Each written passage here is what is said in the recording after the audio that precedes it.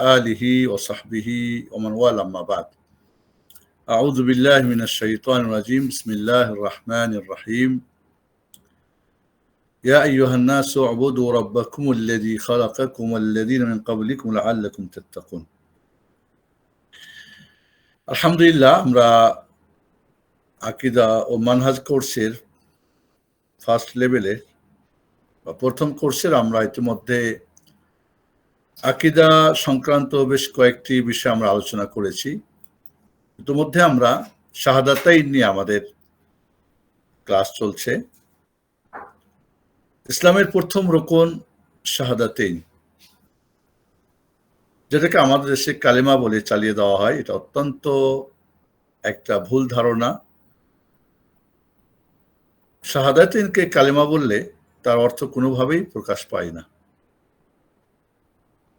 এই জন্য আমরা শাহাদাতাইন বলতে বুঝিয়েছিলাম, আবার আমি বারবার রিপিট করি, আশহাদু আল্লা ইলাহা ইল্লাল্লাহ মানে তাওহীদুল ইবাদাহ, আর ওয়া আশহাদু আন্না মুহাম্মাদার রাসূলুল্লাহ তাওহীদুর রিসালাহ। অর্থ বলেছিলাম শাহাদার 4টা মাকামাত বা মারাতিবের কথা বলেছিলাম।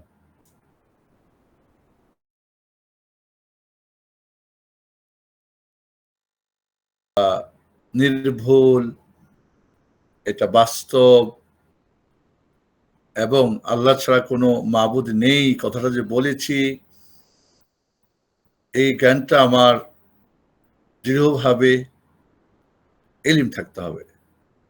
2 নম্বর হচ্ছে আল ইলান বিহাদি শাহাদা, এই সাক্ষ্যটা কি করতে হবে, আমাকে এলান করতে হবে। তালাফফুজ তাকাল্লুম, আমাকে মুখ দিয়ে বলতে হবে, বলতে না পারলে লিখতে হবে, কেউ না থাকলে লিখে রাখতে হবে, বোবা হলে ইশারা করে বোঝাতে হবে। থার্ড ছিল আল ইলতিজামু বিহা, এই শাহাদার যে দাবি এটাকে নিজের উপরে অপরিহার্য করে নেওয়া। আর 4 নম্বর ছিল ওয়াদ-দাওয়াতু ইলাইহা ওয়া বিলতিজামিহা, অন্যদেরকে এই শাহাদার দাওয়াত দেওয়া, এই শাহাদার অর্থ বোঝানো, এই শাহাদার ঘোষণা করানো, এই শাহাদার দাবি পূরণ করার জন্য আহ্বান করা, আগের 3টা দাওয়াত করা। এই 4টা জিনিস যখন হবে তখনই আপনার আশহাদু বলাটা সার্থক হবে, বাস্তব হবে, সত্য হবে, না হলে সেটা মুনাফিকদের শাহাদা হয়ে যাবে।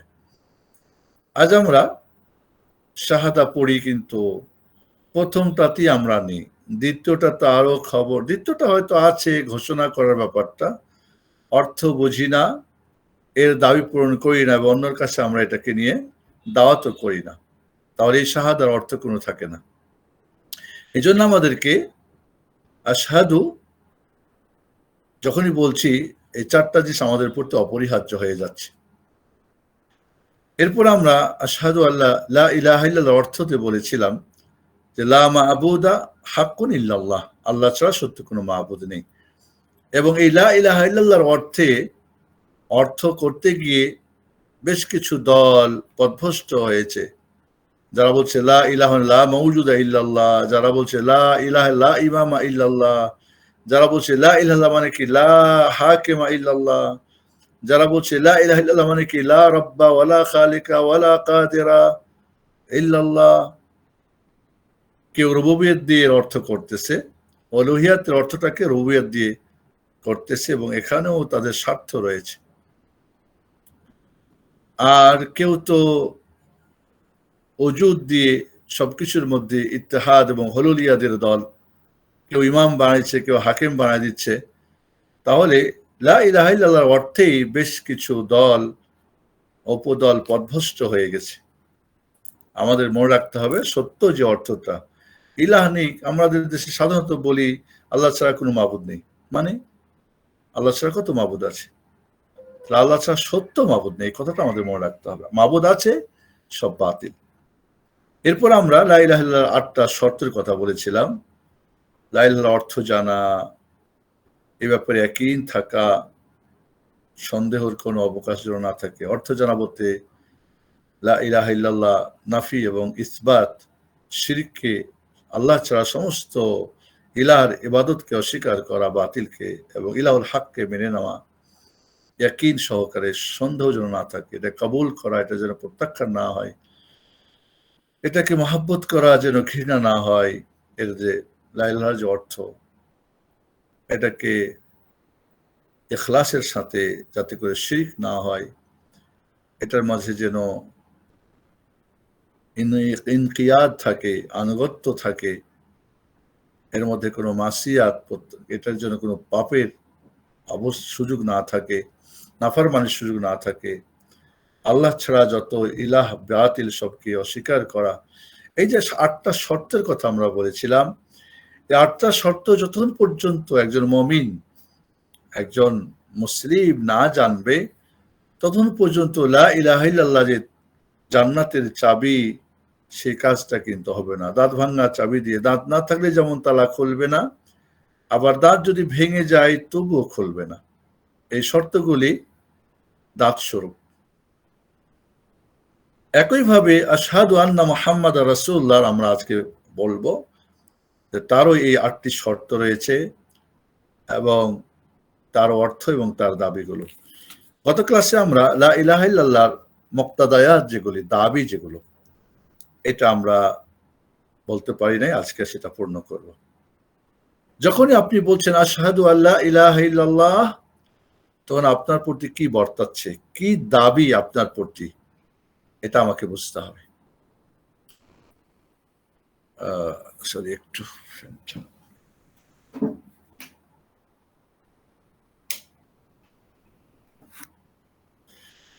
প্রথম দাবি, যে আপনি যখন বলছেন যে সত্য মাবুদ আল্লাহ ছাড়া আর কেউ নেই, এই মাবুদকে জানা। ফাআলাম আন্নাহু লা ইলাহা ইল্লাল্লাহ, আল্লাহ রাব্বুল আলামিনকে জানা। এবং ইলম 2 প্রকার, একটা ইলম ফরজে আইন আর একটা ফরজে কিফায়া। ফরজে আইন যেটা জানতে হয় প্রতিটি মানুষকে, ফরজে কিফায়া একটা গোষ্ঠী যদি জানে তাহলে বাকিরা কি হবে, পাপ থেকে মুক্ত হবে। আল্লাহকে জানা এটা ফরজে আইন। এবং ইলিমের জগতে, জ্ঞানের জগতে সর্বশ্রেষ্ঠ ইলিম হচ্ছে কি, আল্লাহ সম্পর্কে জানা। তাহলে যখনই আমি বলছি যে আল্লাহ ছাড়া সত্য কোনো মাবুদ নেই, আল্লাহকে মাবুদ বলে মেনে নিয়েছি, তার পরিচয় আমি জানি না। তার পরিচয় জানি যে আল্লাহ সর্বত্র বিরাজমান, আল্লাহ নিরাকার, উপরে আল্লাহ, নিচে পীর সাহেব, খাজারের তো দরবারে কেউ ফিরে না খালি হাতে। নবী রসুলগণ এবং পীর আউলিয়া, হায়াতুন নবী, হায়াতুল আউলিয়া, অমুক তমুক বিভিন্ন ধরনের বাজে আকীদা আমাদের। তাহলে আল্লাহকে, প্রথমত আল্লাহ সম্পর্কে আমাকে জানতে হবে। যে মাবুদকে আমি হক বলে স্বীকৃতি দিলাম, তাকে আমার জানতে হবে। এটা 1 নম্বর দাবি। জানি না আমি, আর এই জন্যই কবরে প্রথম প্রশ্ন হবে মার রব, তোমার রবকে। তো আল্লাহকে জানার ক্ষেত্রে আমাদের বিশেষ করে, আমরা যখন আল্লাহকে জানবো, জানার মাঝে আমাদের 4টা জিনিস আমাদের প্রতি, এরপরে যে কাজটা, যখন জানবো আমরা, তখন 4টা জিনিস আমার প্রতি কি হয়ে যাবে, ফরজ হয়ে যাবে। 1 নম্বরে যেমন আল্লাহকে জানা ফরজ, 2 নম্বরে যখন আল্লাহকে আমি জানবো, জানার পর আমার 4টা জিনিস আবার ফরজ হবে এখানে জানার মধ্যে। 1 নম্বরে আল্লাহর অস্তিত্বকে জানা, আল্লাহর অস্তিত্বের প্রতি ঈমান আনা, এটা জরুরি। 2 নম্বরে আল্লাহর রুবুবিয়তকে জানা, আল্লাহ রাব্বুল আলামিনের, তিনি যে রব, তার কাজগুলিকে জানা, এবং তার কাজে তিনি একক, তার কোনো শরীক নেই। আল্লাহর কাজে আল্লাহ এক। 3 নম্বরে আল্লাহ রাব্বুল আসমা ও সিফাতকে জানা, আল্লাহর যে নাম এবং গুণাবলী আছে এগুলিকে জেনে নেওয়া, এবং কোনো তাহরিফ ছাড়া, কোনো তামসিল ছাড়া, কোনো পরিবর্তন ছাড়া, অর্থ বিলুপ্তি করা ছাড়া যেগুলো এসেছে কোরআন সুন্নাহয়, সহিহ হাদিসে সাব্যস্ত করা যেভাবে আছে, কোনো অর্থ হেরফের করা যাবে না, বিলুপ্ত করা যাবে না, কোনো সাদৃশ্য করা যাবে না, কোনো ধরন সাব্যস্ত করা যাবে না। লাইসা কামিসলিহি শাইউন ওয়া হুয়াস সামিউল বাসীর।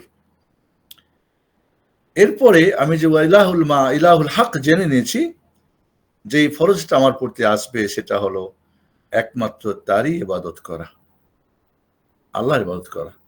আমি সর্বক্ষণের জন্য, সর্ব অবস্থাতেই বান্দা আমি আল্লাহর, আমি আবদ, আর আল্লাহ হচ্ছে মাবুদুল হক, আর আমার কাজ ইবাদত করা। এক সেকেন্ডের জন্য, এই কথাটা আর আগেও বলেছি আমরা, একটা মুহূর্তের জন্য আপনি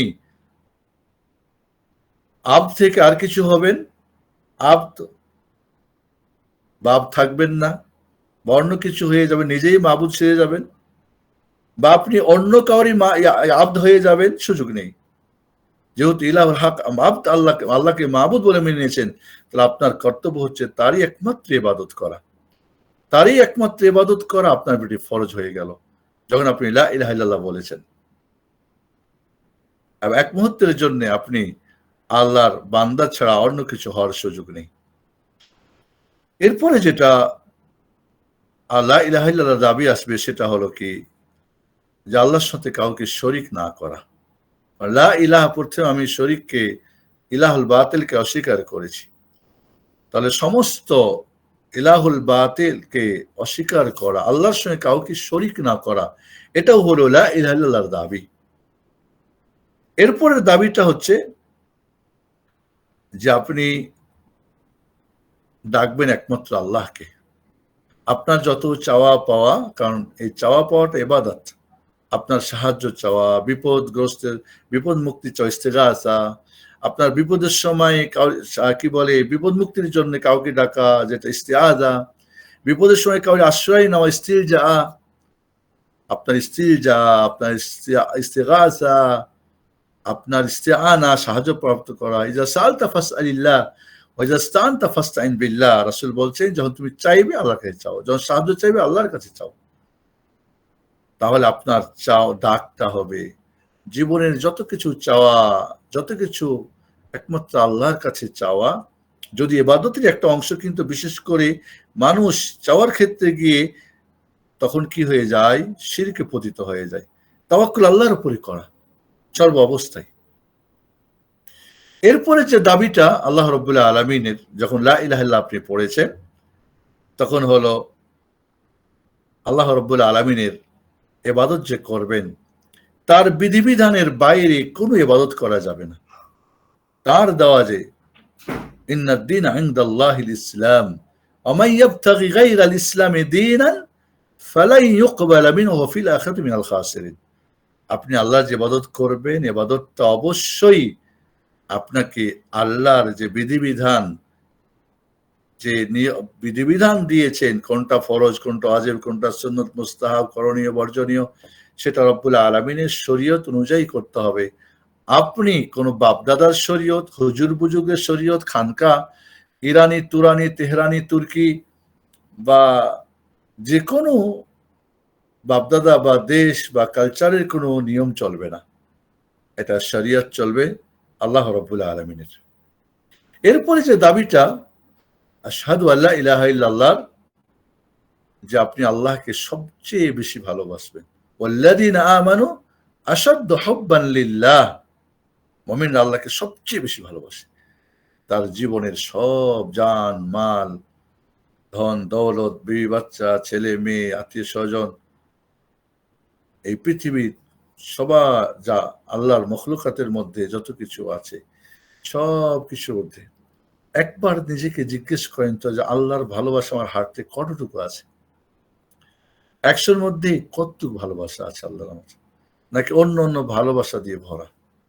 কাজে আপনি বলছেন আশহাদু আল্লা ইলাহা ইল্লাল্লাহ, কিন্তু আল্লাহর ভালোবাসা নাই বা থাকলেও খুবই অল্প স্বল্প না। লা ইউমিনু আহাদুকুম হাত্তা আকুনা, রাসূল সাল্লাল্লাহু আলাইহি বলছেন যে যে হাদিসটা, মান কানা ফিহি সালাসুন ওয়াজada বিহিন্না হালাওয়াতুল ঈমান আন ইয়াকুনা আল্লাহু ওয়া রাসূলুহু আহাব্বা ইলাইহি মিম্মা সিওয়াহুমা। আল্লাহ এবং রাসূল তার কাছে সবার ঊর্ধ্বে ভালোবাসা হবে। তাহলে আপনি বলছেন আশহাদু আল্লা ইলাহা ইল্লাল্লাহ, আজানে, ইকামাতে, ওযুতে, সালাতে, কিন্তু আল্লাহর ভালোবাসা সবার ঊর্ধ্বে নেই। তাহলে আশহাদু আল্লা ইলাহা ইল্লাল্লাহ বলার মধ্যে মুনাফিকি থেকে যাচ্ছে, বাস্তবে সাথে মিলছে না। যখনই আপনি বলছেন আশহাদু আল্লা ইলাহা ইল্লাল্লাহ, তখনই আল্লাহ রাব্বুল আলামিনের বিধিবিধান বাস্তবায়ন করা।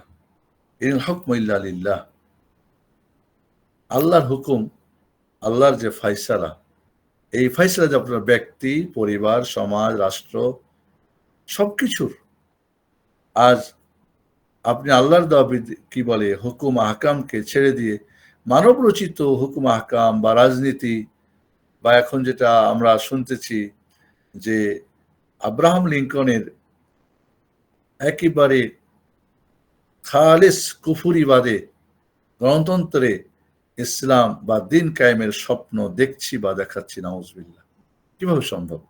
আবার তারাও কিন্তু আয়াত পড়ছে আল্লাহ ইয়াহকুম বিমা আনজালাল্লাহ ফাউলাইকা হুমুল কাফিরুন।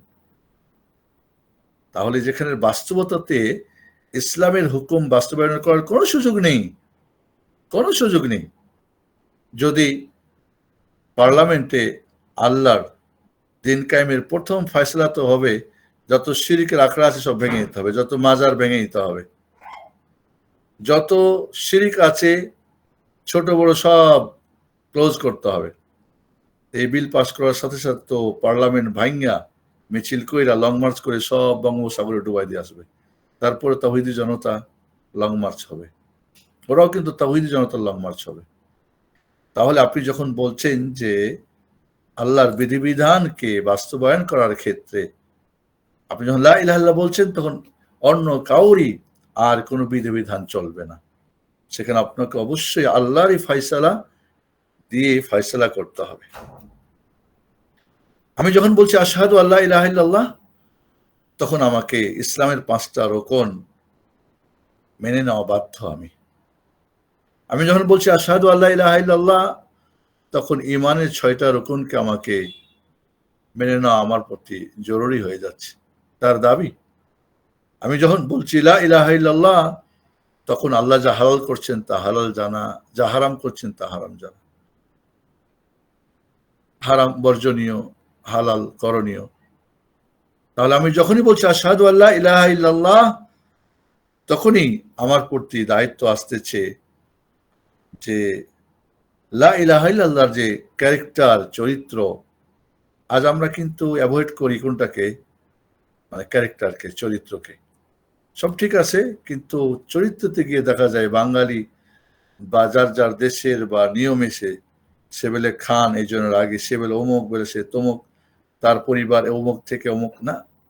আপনার ক্যারেক্টার হবে কোরআনের ক্যারেক্টার, কানা খুলুকু আল কোরআন। তাহলে যে লা ইলাহা ইল্লাল্লাহর মানে একমাত্র আল্লাহর ইবাদত করে, সেই ব্যক্তির ক্যারেক্টার কেমন হবে?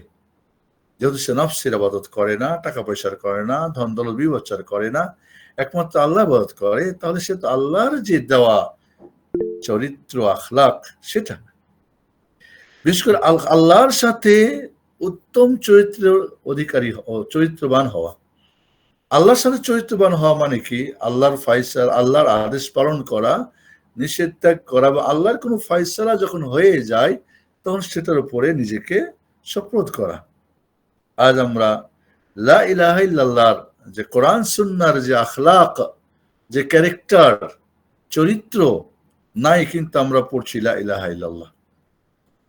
আমি যখনই লা ইলাহা ইল্লাল্লাহ পড়তেছি, তখন আমার প্রতি যত ফরজ, যত অজীব সবকিছু আমার উপর আবশ্যকীয় হয়ে যাচ্ছে। আমি লা ইলাহা ইল্লাল্লাহ পড়ছি, আমি কোরআনই পড়তে পারি না। আমি আশহাদু আল্লা ইলাহা ইল্লাল্লাহ বলছি, আমি কোরআনের হাফেজ, কোরআন বুঝি না। আমি আশহাদু আল্লা ইলাহা ইল্লাল্লাহ বলছি, কিন্তু আমি অর্থ জানলেও ভুল অর্থ জানি, জানলেও আমি আমার মতলবের অর্থ জানি, তাহলে তো হলো না।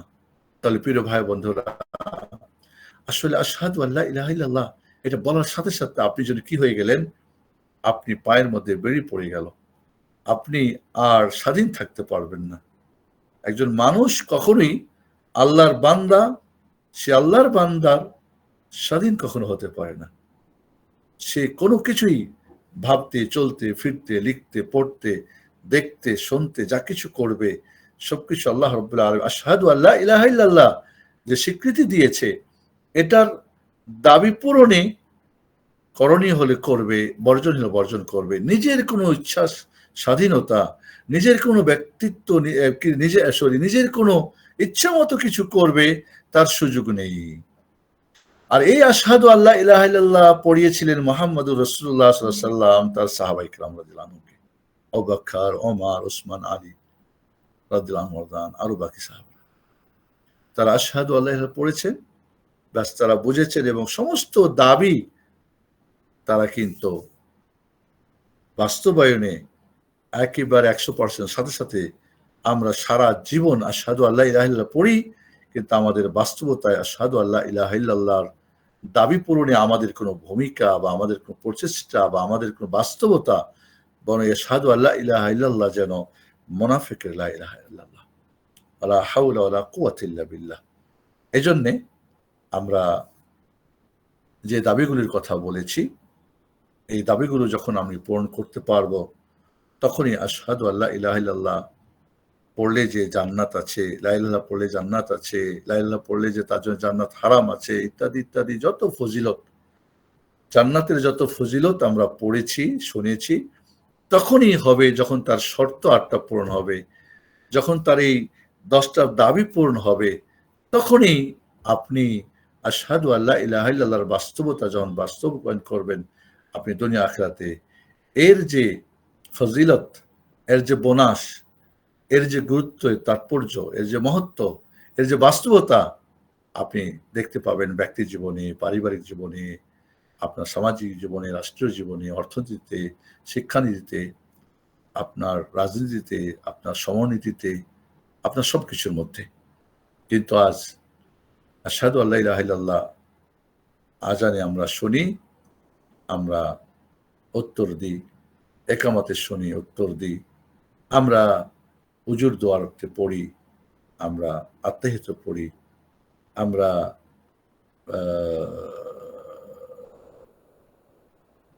আমরা মানে আশহাদু আল্লা ইলাহা ইল্লাল্লাহ এবং সর্বশ্রেষ্ঠ দোয়া শাহাদাত, যেটা আশহাদু আল্লা ইলাহা ইল্লাল্লাহ ওয়াহদাহু লা শারীকা লাহু লাহুল মুলকু ওয়া হুয়া আলা কুল্লি শাইইন কাদির, কিন্তু আমাদের বাস্তবতা নেই। এইজন্য বন্ধুরা, আমাদের দাওয়াতের ক্ষেত্রে এই যে আকীদার ব্যাপারটা, এই কি বলে তাওহীদুল ইবাদার ব্যাপারটাকে আমাদের গুরুত্ব দিতে হবে। আজ অনেকে আমরা ইসলাম চর্চা করি, অনেকে অনেক বই টই লিখি, অনেক কিছুই করি, কিন্তু আমরা এই জায়গাটা মানুষকে হিট করছি না, মানুষকে করছি। এই ফাউন্ডেশনটা না গড়ে আমরা ডেকোরেশন নিয়ে ব্যস্ত আছি। আমরা আজকে রাজ কায়েম করে ফেলবো, আমরা পৃথিবী দখল করে ফেলবো, আমরা অমুক করব, তমুক করব, বহুত কিছু বড় বড় স্লোগান দিচ্ছি, কিন্তু মূল জায়গা, কারণ এই আশহাদু আল্লা ইলাহা ইল্লাল্লাহ মানুষের অন্তরের মধ্যে অন্তর করে ঢুকানোর জন্যে, এর অর্থ, এর শর্ত, এর দাবি পূরণের মতো লা ইলাহা ইল্লাল্লাহ বা শাহাদা পড়ানোর যেমন আলেম ওলামার অভাব, তেমনি সাধারণ পাবলিকের অভাব। এটা বুঝা এবং বুঝানোর দুই পক্ষেরই ত্রুটি বিচ্যুতি রয়ে গেছে। আমরা শুধু মানে ফাও ফাও কিছু একটা করে দিতে চাই, দেখতে চাই, এটা অসম্ভব, এটা অসম্ভব। চলুন তাহলে আমরা আশহাদু আল্লা ইলাহা ইল্লাল্লাহর যে অর্থ, শাহাদার যে মাকামাত, মারাতেব এবং এর শর্ত এবং এর দাবি আমরা জানলাম। আজকে আমরা আরেকটা পার্ট, আশহাদু আন্না মুহাম্মাদুর রাসূলুল্লাহ, এটা নিয়ে আমরা কথা বলবো। চলুন।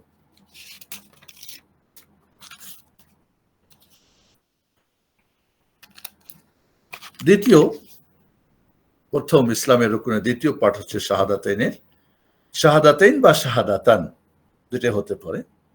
এটা শাহাদা এক বচন, এর বহু বচন কি দ্বিবচন, শাহাদাতাইন বা শাহাদাতান। জি, আরবি ব্যাকরণে দুইভাবে হতে পারে। শাহাদাতাইনের দ্বিতীয় পার্ট হচ্ছে কি, শাহাদাতাইন মানে দুইটা সাক্ষ্য। তার একটি সাক্ষ্য আশহাদু আল্লা ইলাহা ইল্লাল্লাহ, এটা আমরা খুবই সংক্ষিপ্তভাবে, কারণ এর প্রত্যেকটার দলিল দিয়ে আড়ি করতে গেলে আমাদের লম্বা। আমি চাই আমরা শর্টে শিখি, মুখস্থ করি, বাস্তবতায় আমরা চেষ্টা করি।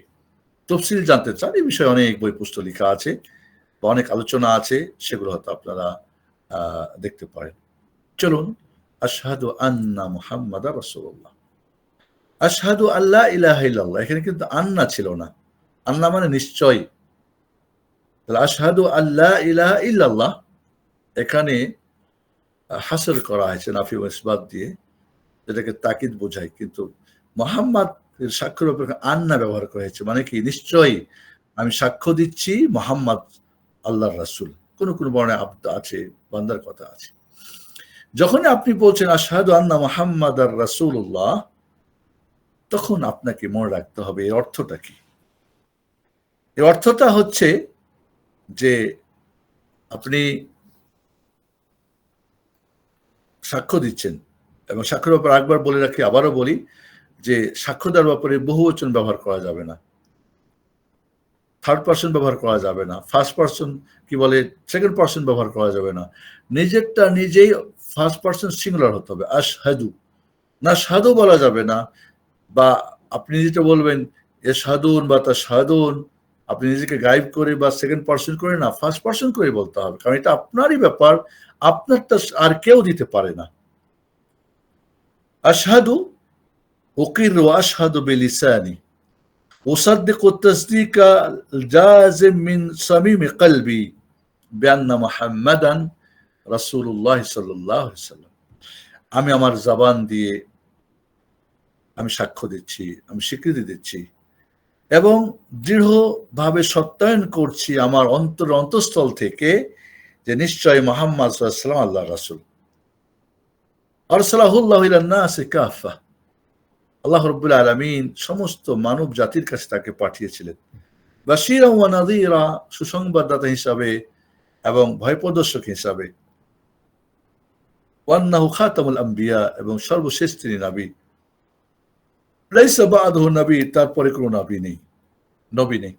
তাহলে আমাদেরকে, আমি সাক্ষ্য দিচ্ছি যে আল্লাহ ছাড়া সত্য কোনো, আমি সাক্ষ্য দিচ্ছি যে মুহাম্মদ সাল্লাল্লাহু আলাইহি ওয়াসাল্লাম আল্লাহর রাসূল। এই সাক্ষ্যটা আমরা অনেক সময় আশহাদু আন্না মুহাম্মাদ রাসূলুল্লাহ বা সাল্লাল্লাহু আলাইহি ওয়াসাল্লাম পড়তে আমরা চোখে মুখে এটাই আমরা করে থাকি। এটা যদি আপনার, নিঃসন্দেহে এটা বিদআত, আর যদি ভিতরে না থাকে শুধু বাইরেই হয়, তাহলে এটা অবশ্য মুনাফিকি। মুনাফিককে নিফাক হলো মা খালাফা যাহিরু বাতিনা, যার প্রকাশ্যটা গোপনে ভিতরের বিপরীত, বা মা খালাফা যাহিরু বাতিনা, বা যার ভিতরটা বাইরের বিপরীত অথবা বাইরটা ভিতরের বিপরীত, এটাকে বলা হয় নিফাক, আর এটাই হলো মুনাফিকের কাজ।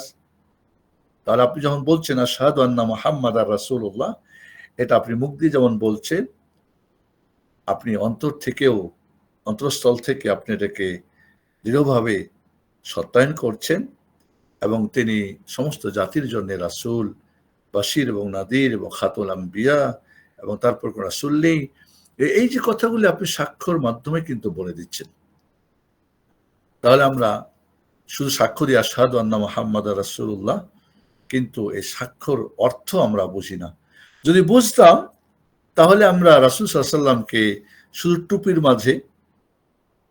মাঝে বা পাগড়ির মাঝে, সাদা কালো বা সবুজ, কালো টুপি পরে শিয়ারা, রাসূলের আহলে বাইতের মহব্বত, ওই যে হোসেন রাদিয়াল্লাহু আনহুর শোক কালো, আবার এক শ্রেণী পরে কি সবুজ, যারা মাদানী গ্রুপ, বেদাতি গ্রুপ, তারা কেউ কালো টুপি, কেউ পাঁচকলি টুপি, কেউ বিভিন্ন ভাবে বিভিন্ন একটা করে হয়তো ড্রেস বানায় নিয়েছে।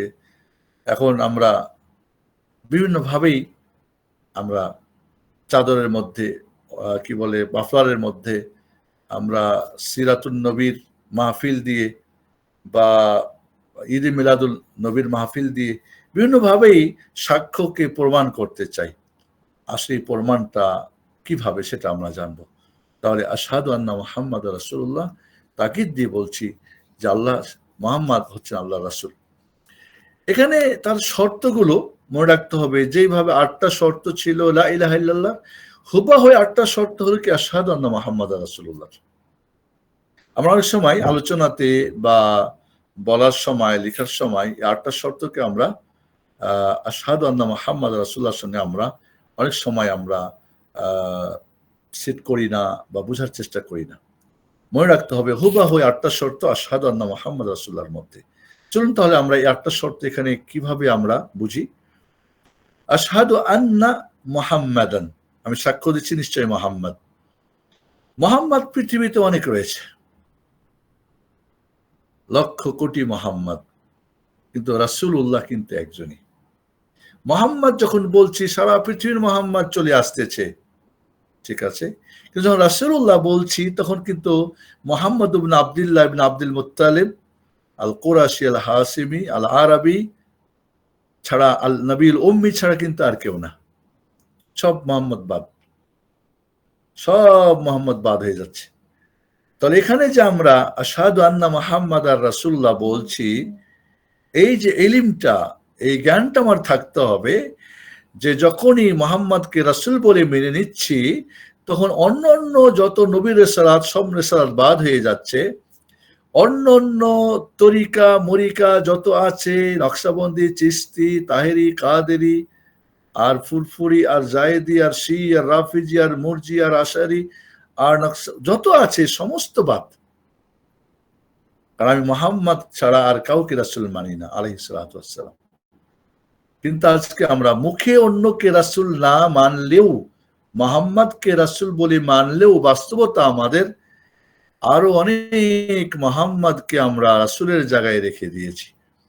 যেমন আল্লাহর উলুহিয়াতে কেউ শরীক না, সমস্ত বাতিল ইলাহকে আমি অস্বীকার করছি। আশহাদু আন্না মুহাম্মাদ রাসূলুল্লাহ বলে আমি যত রাসূলের রিসালাতের মধ্যে শিরিক, যেটা কি হয়েছে, অংশীদার সাব্যস্ত হয়েছে বিদআত নামে, সবকিছু আমি অস্বীকার করছি। তাহলে আমি এখানে কিন্তু আশহাদু আন্না মুহাম্মাদ রাসূলুল্লাহ বলে, যেমন ওইখানে আমি শিরিককে অস্বীকার করে তাওহীদকে মেনে নিয়েছিলাম, এখানে আমি মুহাম্মদকে রাসূল মেনে নিয়ে আর যত মুহাম্মদ আছে সমস্ত মুহাম্মদকে আমি তার রিসালাতে যারা শরীক করেছে বা করছে, নিজেরা করেছে বা করিয়েছে, সমস্ত পীর বুজুর্গ আর যত তরিকত মরিকত হরিকত তরিফতের সবকে আমরা অস্বীকার করছি, সবকে আমরা অমান্য করছি। এই অর্থটা কিন্তু আমরা বুঝতে হবে। এরপরে কি ইয়াকিন, আপনি যখন আশহাদু আন্না মুহাম্মাদ রাসূলুল্লাহ বলছেন, মুহাম্মদকে আল্লাহ রাসূল বলে মেনে নিচ্ছেন, তখন এখানে ইয়াকিন সহকারে কোনো সন্দেহের অবকাশ নেই যে হ্যাঁ, তিনিই মুহাম্মদ সাল্লাল্লাহু আলাইহি ওয়াসাল্লাম মাত্র রাসূল, আর কেউ রাসালাতের জায়গায় আর কেউ নেই আমার, আর কেউ শরীক হয় না। ইয়াকিন সহকারে, দৃঢ়তার সাথে, এখানে আর কেউ আমার রাসূল হতে পারে, আর কেউ আল্লাহর পক্ষ থেকে রেসালাতের দায়িত্ব নিয়ে আসতে পারে, আর কেউ ভিন্নভাবে তার রেসালাত ছাড়া অন্য কোনো রেসালাত আমাকে দিতে পারে, আমি এখানে কোনো সন্দেহ করি না। ৩, ইখলাসের সাথে। ইখলাস, যেমন আল্লাহর ইবাদতে ইখলাস কি? আল্লাহর ইবাদতে ইখলাস হচ্ছে তার কোনো শরীক নেই। রাসূলের রেসালাতের ইখলাস কি? তার রেসালাতে কোনো শরীক নেই, রেসালাতের মাত্র একমাত্র তিনি। তাহলে আমরা যদি রাসূলের রেসালাত আর কাউকে শরীক করি, যেটাকে বিদআত বলি আমরা, তাহলে ইখলাস থাকলো না। একনিষ্ঠ, ইখলাস মানে একনিষ্ঠ, এককভাবে। তাহলে মুহাম্মদকে এককভাবে আলাইহিস সালাতু ওয়াস সালাম রাসূল মানলে এখানে আর কোনো মুহাম্মদের চিন্তা ভাবনা গবেষণা ফতোয়া মাসলা মাসাইল মুহাম্মদ সাল্লাল্লাহু আলাইহি ওয়াসাল্লামের বিপরীত হলেও আমরা মানি, মাযহাবের দোহাই দিয়ে, তরিকতের দোহাই দিয়ে, ফিরকার দোহাই দিয়ে, বিভিন্নভাবে যুগোপযোগী আমরা রাজনীতির নামে, অর্থনীতির নামে সবকিছু। অর্থনীতিতে 1/3 কম হলেও সুদ চলবে, মাসরি বা মিশরিয়ান ইজিপশিয়ান মুফতিদের ফতোয়া। 1/3, 100-র মধ্যে যদি 3 ভাগের 1 ভাগ হয়, 1 ভাগের কম হয় তো চলবে। তা আমরা যদি 33% নিই তবুও কিন্তু 1/3 কম হয়ে গেল, কারণ 1 বাকি আছে এখন। 33% পর্যন্ত সুদ খাওয়া যায়, সমস্যা নেই, নাউজুবিল্লাহ। এবং এই ফতোয়ার ভিত্তিতে বহু ইসলামিক ব্যাংক প্রতিষ্ঠিত হয়েছে। রাজনীতির ক্ষেত্রে বলবেন যে এখন যেহেতু গণতন্ত্রের যুগ, অতএব গণতন্ত্রের মাধ্যমে দিন কায়েম করতে হবে, অন্য কোনো উপায় নেই। তাহলে কি আপনি মুহাম্মদুর রাসূলুল্লাহ সাল্লাল্লাহু আলাইহি ওয়াসাল্লামকে রাসূল বলে মানলেন, নাকি ওইখানে আরো আপনার হুজুরদের, আপনার নেতা খেতার, আপনার আরো বুজুর্গদেরকে বা আলেম ওলামাকে, মুফতিকে আপনি ওইখানে যোগ করে দিলেন? তাহলে আপনার ইখলাস কোথায় থাকলো? রেসালাতের যে একনিষ্ঠ, এককভাবে মুহাম্মদ সাল্লাল্লাহু আলাইহি ওয়াসাল্লামের রেসালাত, আর কারো রেসালাত চলবে না, আপনার এখানে এটা হলো না। অতএব আশহাদু আন্না মুহাম্মাদ রাসূলুল্লাহ আপনার কি হয়ে গেল? ভেঙে গেল, ভেঙে গেল, দাঁত আপনি ভেঙে ফেললেন। 4 নম্বর আসিদক, সত্য, মিথ্যার বিপরীত। সত্য মানে কি? বাস্তবতাই। আপনি বলছেন আশহাদু আন্না মুহাম্মাদার রাসূলুল্লাহ, আর যখন আপনাকে রাসূলের আদর্শের কথা বলা হচ্ছে, রাসূলের হাদিস দেওয়া হচ্ছে বুখারী মুসলিমের, সহিহ হাদিস দেওয়া হচ্ছে আবু দাউদ, নাসাই, তিরমিজি, ইবনে মাজাহ, বলছেন আমার তরিকাতে নাই, আমার পীরের কেবলাতে নাই, আমার দেশে চলে না, আমার মসজিদে চলে না, আমার মুফতি ফতোয়া দেয় নাই, তাহলে কি আপনি সত্যি আশহাদু আন্না মুহাম্মাদ রাসূলুল্লাহর মধ্যে আপনি সত্যায়নকারী? সত্য মানে কি? যেটা বাস্তবের সাথে মিল, আপনি যা বলেছেন বাস্তবতা আপনার মিল আছে।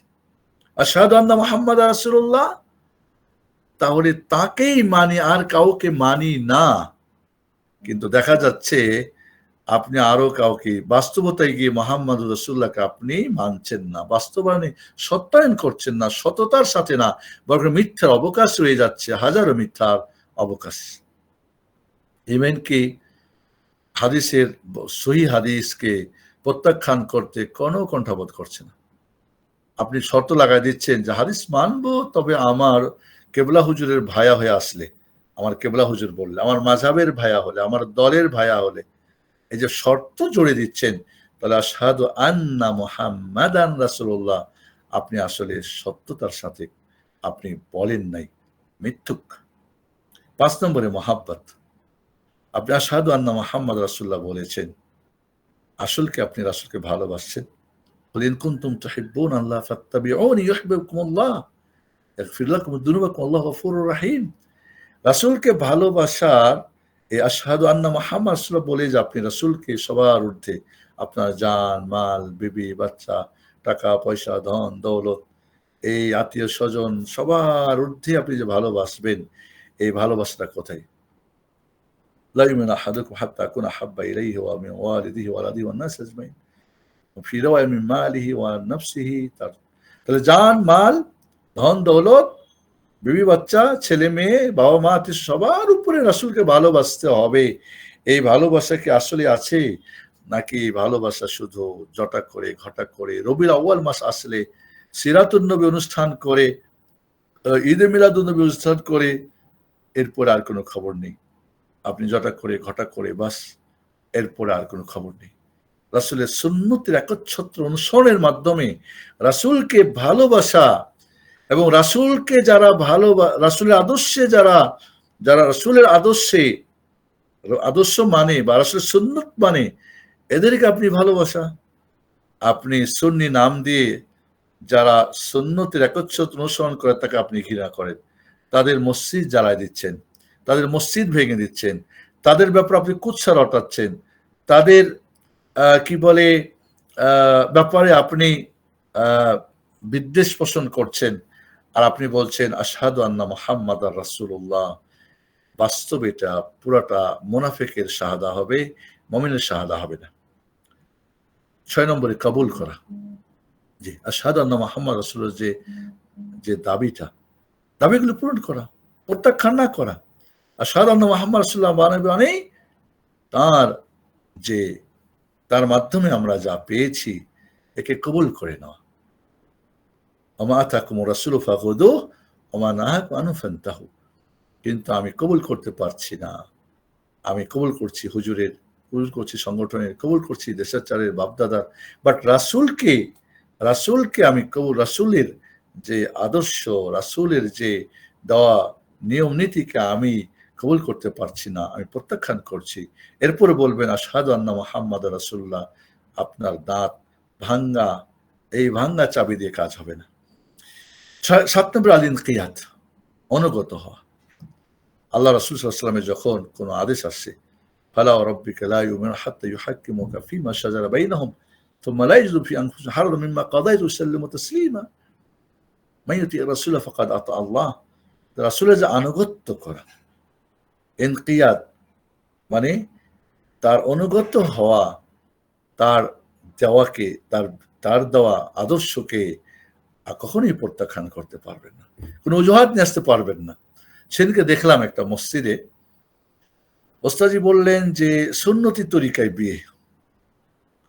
তার সুন্নতি বিয়ে তরিকায় আমি দেখলাম যে কমপক্ষে রাসূলের সুন্নতের ৬-৭টা তো বিপরীত কাজ দেখলাম, কিন্তু উনি এটাকে সুন্নতি বললেন এবং জনগণও মনে করলো এটা সুন্নতি বিয়ে।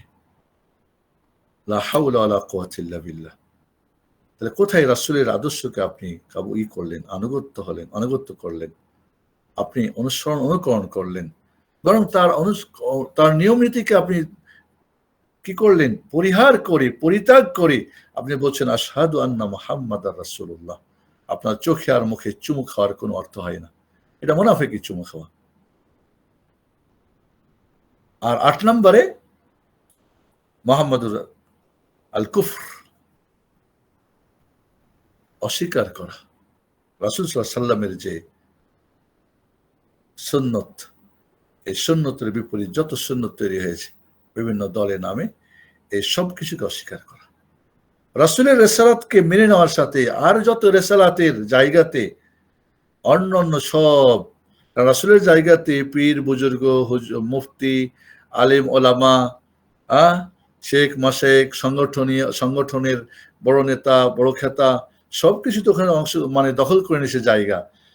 আংশিক হোক, পূর্ণ হোক, কম হোক আর বেশি হোক, এদেরকে অস্বীকার করা। যদি আপনি একে অস্বীকার না করতে পারেন, তাহলে আপনার আশহাদু আন্না মুহাম্মাদার রাসূলুল্লাহ পড়ার কোনো অর্থ হবে না। তাহলে আলহামদুলিল্লাহ আমরা সংক্ষিপ্ত হলে জানতে পারলাম যে আশহাদু আল্লা ইলাহা ইল্লাল্লাহ যে শর্ত ৮টি ছিল, ঠিক এই ৮টি শর্ত আশহাদু আন্না মুহাম্মাদার রাসূলুল্লাহর মধ্যেও আমরা আনতে হবে।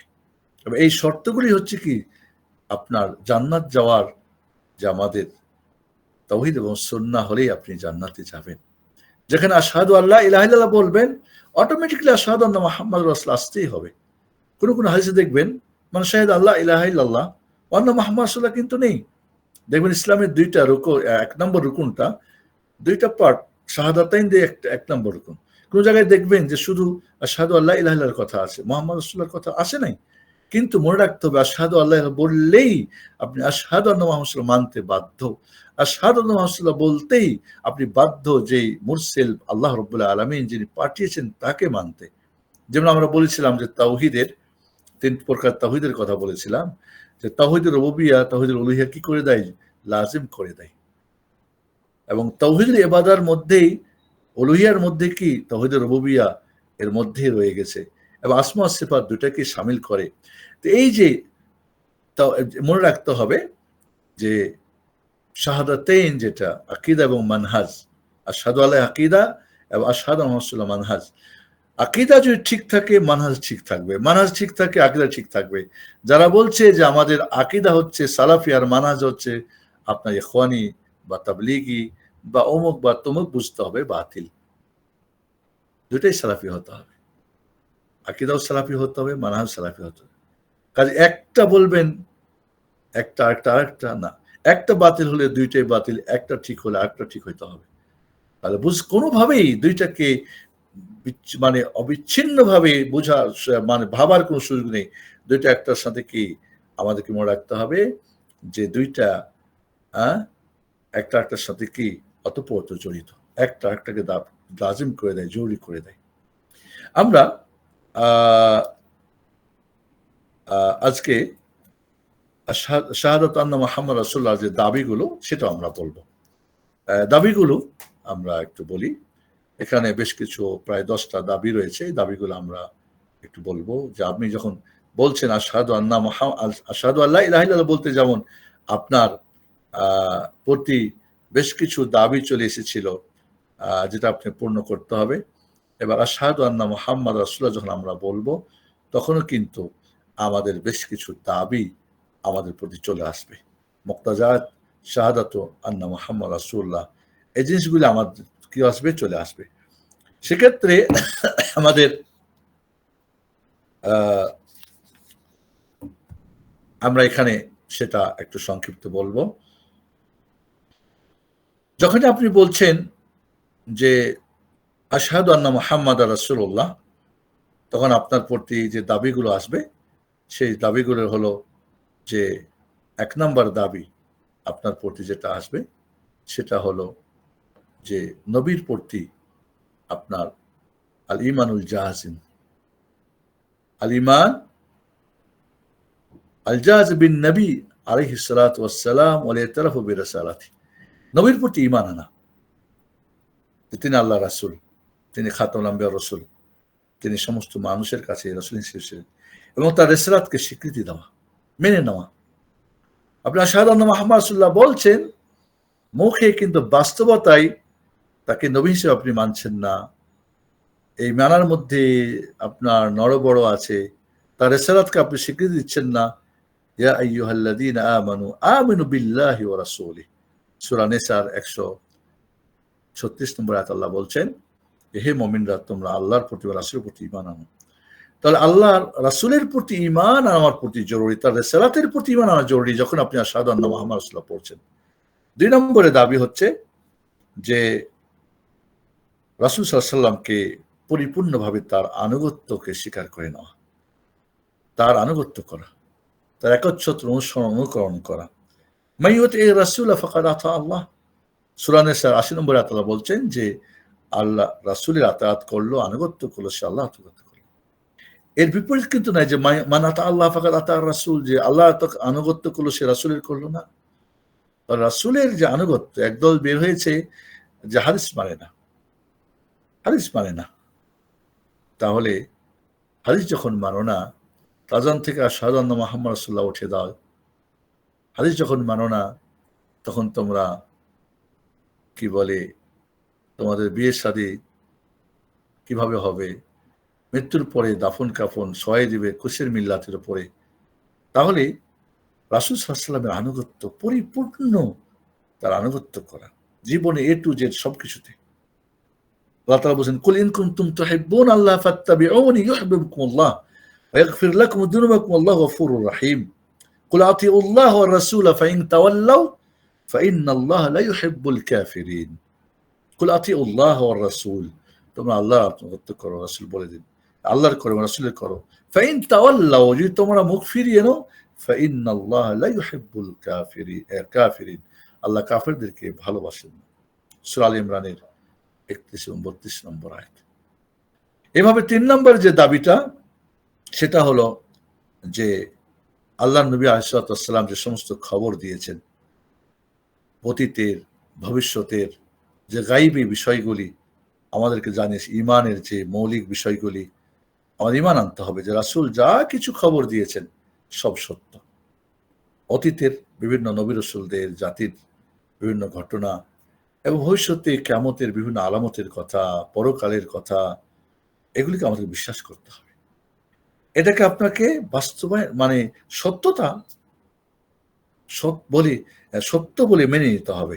রাসূলের কোনো খবর আপনি বলবেন সায়েন্স বিরোধী, আপনি বলবেন বিবেক বিরোধী, আপনি বলবেন এটা কেমনে হয়। সুলাইমান আলাইহিস সালাম তিনি এক রাত্রে তার 1000 স্ত্রী বা দাসীর সাথে তিনি মিলন করেছেন, এটা তো অবাস্তব, কেমনে হয়, কত মিনিট কি? তাহলে কি আপনার ঈমান ঠিক আছে?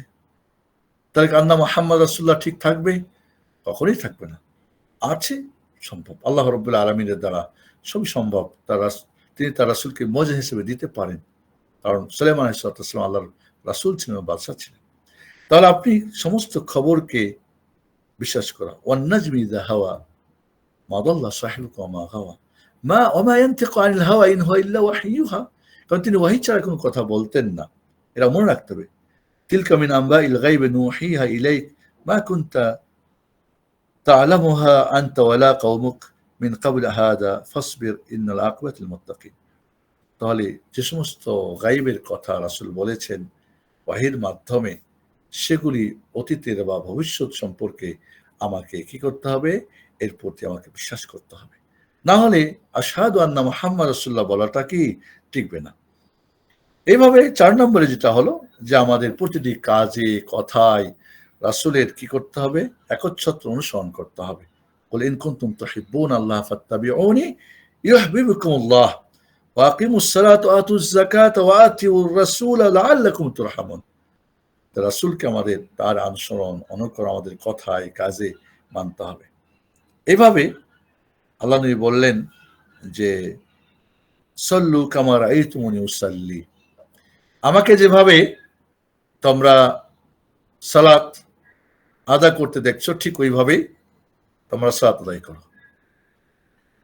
তাহলে আমরা এখন সালাত কিভাবে আদা করছি, আমরা সিয়াম কিভাবে পালন করছি, দাওয়াত তাবলীগ কিভাবে করছি, জিকির আজকার কিভাবে করছি, আমরা অনেক কিছুর মধ্যেই আমরা রাসূলকে অনুসরণ করছি না। বিভিন্ন তরিকা, বিভিন্ন মত পথের আমরা অনুসরণ করছি। তাহলে এখানে কি রাসূলকে আসলে মানা হলো? আশহাদু আন্না মুহাম্মাদ রাসূলুল্লাহ কি টিকলো? কখনোই টিকলো না। কখনোই টিকলো না। তাহলে আমরা মুখে বললে হবে না, আমল দিয়ে আমাদের প্রমাণ করতে হবে। তাহলে রাসূলুল্লাহ সাল্লাল্লাহু আলাইহি ওয়াসাল্লাম হজ সম্পর্কে বলছেন, লা তাখুযু মানাসিকাকুম, লা তাখুযু আন্নি মানাসিকাকুম। হজকে তোমরা আমার কাছ থেকে শিক্ষা নাও। এখন আমরা দেখছি হজটাকে যার যার হুজুর, যার যার তরিকায় হজের নিয়ম নিচ্ছে। সরি, একটু আমি একটু যখন আমি বলছি আশহাদু আন্না মুহাম্মাদ রাসূলুল্লাহ, তখন আমার প্রতি দাবি চলে আসতেছে রাসূল সাল্লাল্লাহু আলাইহি ওয়াসাল্লাম যা কিছু না করেছেন, নিষেধ করেছেন, যেগুলির ব্যাপারে আমাদেরকে সাবধান করেছেন, তা বর্জন করা। আমা আতাকুমুর রাসূলু ফাখুযু ওয়া মা নাহাকুম আনহু ফান্তাহু। রাসূল যা তোমাদের দেয় তা গ্রহণ করো, আর যা নিষেধ করে তা কি করো? ত্যাগ করো। ওয়া মা ইউশাকিকির রাসূল মিন বা'দি মা তাবাyyana লাহুল হুদা ওয়া ইয়াত্তাবি গায়রা সাবিলিল মুমিনিন নুওয়াল্লিহি মা তাওয়াল্লা ওয়া নুসলিহি জাহান্নাম ওয়া সাআত মাসীরা। সূরা নিসা ১১৫ নম্বরে আল্লাহ বলছেন যে রাসূলের বিপরীত চলে, হেদায়েত স্পষ্ট হওয়ার পরে, এবং মুমিনদের রাস্তার বিপরীত রাস্তা চলে। মুমিনরা বলতে এখানে কাকে বোঝানো হয়েছে? সাহাবায়ে কেরামদের, সালাফে সালিহিন সাহাবায়ে কেরামদের। নুওয়াল্লিহি মা তাওয়াল্লা, ও যেদিকে ফিরেছে সেদিকেই তাকে ফিরিয়ে দেওয়া হবে। নুসলিহি জাহান্নাম, এবং তার জন্য তাকে জাহান্নামে কি করা হবে? তাকে নিক্ষেপ করা হবে। ওয়াসাআত মাসীরা, এবং তার কতই জঘন্য তার শেষ স্থান হবে, তার প্রত্যাবর্তন স্থান হবে। ফালিয়াহযারিল্লাযীনা ইউখালিফুনা আন আমরিহি ফালিয়াহযারিল্লাযীনা ইউখালিফুনা আন আমরিহি আন তুসিবাহুম ফিতনাহ আও ইউসিবাহুম আযাবুন আলীম। সূরা নূরের 63 নম্বর আয়াতে আল্লাহ বলছেন, যারা রাসূলের নির্দেশের বিপরীত চলে তাদেরকে ভয় প্রদর্শন করুন, তাদেরকে ভয় দেখান, তাদেরকে কঠিন ফিতনা তাদেরকে স্পর্শ করবে, অথবা কঠিন শাস্তিদায়ক আযাব তাদেরকে গ্রেফতার করবে। তাহলে এই যে রাসূল সাল্লাল্লাহু আলাইহি ওয়াসাল্লামকে তার নিষেধ থেকে আমাদেরকে বিরত রাখতে হবে। ৬ নাম্বার, সমস্ত মানুষ, সমস্ত যত কিছু আছে সবার, সেটা সাহাবী হোক, তাবি হোক, তাবি হোক, ইমাম হোক, অলি বুজুর্গ হোক, আর যতই বড় মুফতি, আর কি বলে ইমাম, আর খতিব, যেই হোক না কেন, কারো কোনো কথাকে রাসূলের কথা উপরে প্রাধান্য দেওয়া যাবে না। রাসূলের কথাকে, রাসূলের কাজকে কি করতে হবে? প্রাধান্য দিতে হবে সবার উপরে। ইয়া আইয়ুহার রাসূল ইয়া আইয়ুহাল্লাযীনা আমানু লা তুকাদ্দিমু বাইনা ইয়াদাইল্লাহি ওয়া রাসূলিহি ওয়াত্তাকুল্লাহা ইন্নাল্লাহা সামিউন আলীম। সূরা হুজুরাত ১ নম্বর আয়াত। হে মুমিনরা, তোমরা আল্লাহ এবং রাসূলের সামনে তোমরা পা বাড়াইও না। এর মানে কি? কোরআন সুন্নাহ। ইবনে আব্বাস রাদিয়াল্লাহু আনহু বলেন, লা তুকাদ্দিমু বাইনা ইয়াদাইল্লাহি ওয়া রাসূলিহি আই লা তাকুলু খিলাফাল কিতাব ওয়াস সুন্নাহ। কোরআন সুন্নাহর বিপরীত কিছু তোমরা বলো না। তাফসীর তাবারী ২৪ নম্বর খণ্ডর ৩১২ নম্বর পেজে। তাহলে আমি যখন কোনো রাসূলের কথা বলছি, সুন্নতের কথা বলছি, বিশুদ্ধ হাদিসের কথা বলছি, তখন বলছে আমার তরিকায় নাই, হুজুরত এমনটা বলছে, আমার মাযহাবে এমনটা আছে, তাহলে কি আপনি আশহাদু আন্না মুহাম্মাদ রাসূলুল্লাহর দাবি পূরণ করলেন? কোশ্চিনকালেও না। প্রকৃতভাবে আমরা যদি এই দাবিগুলি আমাদের বাস্তব জীবনে দেখি, তাহলে বেশিরভাগ মানুষই করছে না, কিন্তু এরা মাশাআল্লাহ রাসূলের মহব্বতে এরা ফাইটটা পড়তেছে, লাভঝাপ করছে। বারু রবিউল মাসে এখন নতুন নতুন আঙ্গিকে সিরাতুন নবীর নাম দিয়ে বেদাতকে তারা চালিয়ে যাচ্ছে। ৭ নম্বর, রাসূলকে মহব্বত করতে হবে সবার চেয়ে বেশি, জান-মাল, এটা আপনার দাবি। আপনি রাসূল আশহাদু আন্না মুহাম্মাদ রাসূলুল্লাহ, আল্লাহর রাসূল, আল্লাহকে সবচেয়ে ভালোবাসতে, তার যে পয়গম্বর, তার যে মেসেঞ্জার, তাকে আপনাকে ভালোবাসতে আপনার জান-মাল, প্রিয়জন, ছেলে মেয়ে, বাবা মা, আত্মীয়স্বজন, বউ বাচ্চা সবার উপরে। এ ব্যাপারে মনে রাখতে হবে যে রাসূল সাল্লাল্লাহু আলাইহি ওয়াসাল্লাম বলেছেন, লা ইউমিনু আহাদুকুম হাত্তা আকুনা হাব্বা ইলাইহি মিন ওয়ালাদিহি ওয়া ওয়ালিদিহি ওয়ান নাস আজমাইন। এভাবে হাত্তা আকুনা হাব্বা ইলাইকা মিন নাফসিক মিন মালিক, বিভিন্ন বর্ণে রয়েছে। তোমার নফস, তোমার মাল, সবকিছু ওদের রাসূলের ব্যবস্থা। একটাবার চিন্তা করেন তো, একটাবার আজকে রাত্রে ঘুমানোর সময় ২ রাকাত নামাজ পড়ে নিজেকে জিজ্ঞেস করবেন যে রাসূলকে আপনি আসলে কতটুকু ভালোবাসেন? ভালোবাসার জায়গায় ১০০ এর মধ্যে নাম্বার কত? আল্লাহর ভালোবাসার নাম্বার কত? আপনার বিবির ভালোবাসার নাম্বার কত? আপনার ছেলে মেয়ের, ধন দৌলতের, আপনার আরামাইশের, আপনি দেখবেন যে কত আনা ভালোবাসা আপনার মাঝে আছে। শুধু মুখে আশহাদু আন্না মুহাম্মাদ রাসূলুল্লাহ বললাম, কিন্তু রাসূলের ভালোবাসা আমার অন্তরে নেই, তাহলে এটা কিভাবে হয়? ৮ নম্বরে আল্লাহ রাসূল সাল্লাল্লাহু আলাইহি ওয়াসাল্লামের যে ফয়সালাকে মেনে নেওয়া এবং সে ব্যাপারে আপনার সন্তুষ্ট চিত্তে মেনে নেওয়া। ফালা রাব্বিকা লা ইউমিনুনা হাত্তা ইউহাক্কিমুকা ফীমা শাজারা বাইনাহুম থুম্মা লা ইয়াজিদু ফি আনফুসিহিম হারাদাম মিম্মা কাযাইত ওয়া ইউসাল্লিমু তাসলিমা। সূরা নিসার ৬৫ নম্বর আয়াত। ১ নম্বরে বলছেন, আল্লাহ আপনার রবের কসম, তারা মুমিন হবে না যতক্ষণ আল্লাহ আপনাকে ওদের মীমাংসার ব্যাপারে আপনার ফয়সালাকে তারা মেনে না নেবে, আপনাকে জাজ হিসেবে না মেনে নেবে, নাম্বার 1। ২ নম্বরে থুম্মা লা ইয়াজিদু ফি আনফুসিহিম হারাজা, এবং তাদের মনের মধ্যে কোনো সংকোচন হবে না, সংকোচ হবে না, দ্বিধাদ্বন্দ্ব হবে না, মানে মন থেকেও মেনে নিবে। ওয়া ইউসাল্লিমু তাসলিমা, ৩ নম্বরে কি? পূর্ণাঙ্গ আত্মসমর্পণ করবে। সুবহানাল্লাহ। তাহলে আজকে আমরা সুন্নাহর ফয়সালাকে কয়জন মেনে নিচ্ছি? একজন বলছে বিদআত, একজন বলছে সুন্নাত, একজন বলছে বিদআত। বেদাত এবং সে সুন্নত না, প্রমাণ নাই, বেদাত বলে প্রমাণিত হচ্ছে, তারপর আপনি মানছেন না, তো আপনি কার বিধান মানলেন? কার আপনি নিয়ম মানলেন? কাকে আপনি জাজ মানলেন? তাহলে আজ দেখা যাচ্ছে আমাদের মাঝে যে রাসূলুল্লাহ সাল্লাল্লাহু আলাইহি ওয়াসাল্লাম শুধু মুখে মুখে শাহাদা আন্না মুহাম্মাদ সাল্লাল্লাহু পড়লে হবে না, রাসূলকে, তার ফয়সালাকে মেনে নেওয়া সন্তুষ্ট চিত্তে, দ্বিধাহীন চিত্তে, কোনো চুচারা না করে, এটা আমাদের মাঝে হচ্ছে না। এবং এটা কারা করছে? যারা নামধারী আলেম, পোশাকধারী আলেম, যাদেরকে মানুষ মনে করছে এরা আমাদের আদর্শ। ৯ নম্বরে ইত্তিখাদুন নবী আলাইহিস সালাম কুদওয়াতুল হাসানাহ, আপনার জীবন আদর্শ হিসাবে মুহাম্মদুর রাসূলুল্লাহ সাল্লাল্লাহু আলাইহি ওয়াসাল্লামকে মেনে নেওয়া। আপনার মডেল কে হবে? মুহাম্মদুর রাসূলুল্লাহ সাল্লাল্লাহু আলাইহি ওয়াসাল্লাম, আর কেউ মডেল হবে না।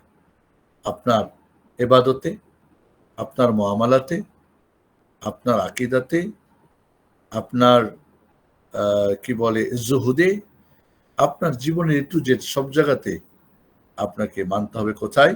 আজকে আমরা অনেকেই দেখি দাড়িওয়ালা, টুপিওয়ালা, পাঞ্জাবিওয়ালা বা ধর্মীয় বা অনেকেই, কিন্তু দেখা যায় আদর্শের ক্ষেত্রে মুহাম্মদ সাল্লাল্লাহু আলাইহি ওয়াসাল্লামকে মানে না, বরং তার নেতা, তার পীর, তার বুজুর্গ, তার মাযহাবের কেন্দ্রীয় যিনি, তাকেই মনে করতেছেন যে উনি ঠিক আছে।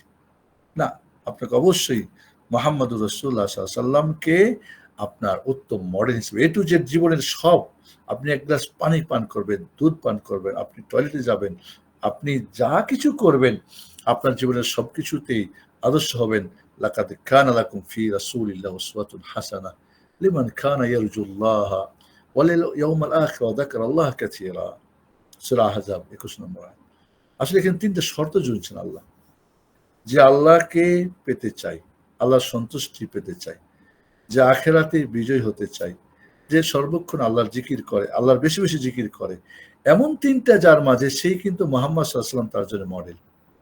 খেয়াল করেন, সবার জন্য রাসূল মডেল না, সবার জন্য রাসূলের মধ্যে মডেল আছে, তবে মডেল হিসেবে গ্রহণ করতে পারবে কারা? যার মধ্যে ৩টা জিনিস থাকবে, যে আল্লাহর সন্তুষ্টিকে সবার উপরে প্রাধান্য দেবে, আল্লাহকে জয় করে বাকি যত কিছু করা যায়। ২ নম্বরে যে আখিরাতে বিজয়ী হতে চাই, আর যে বেশি বেশি আল্লাহকে স্মরণ করে।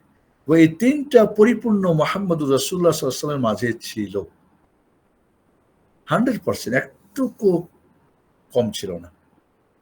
আর তাই তাকে আমাদের মডেল বানানো হয়েছে। কাজে আমরা মুখে বলবো মুহাম্মদ আমাদের মডেল আলাইহিস সালাম, বাস্তবতে হবে না, অসম্ভব। এই ৩টা না হওয়া পর্যন্ত আপনি মুহাম্মদকে মডেল করতে পারবেন না আলাইহিস সালাম।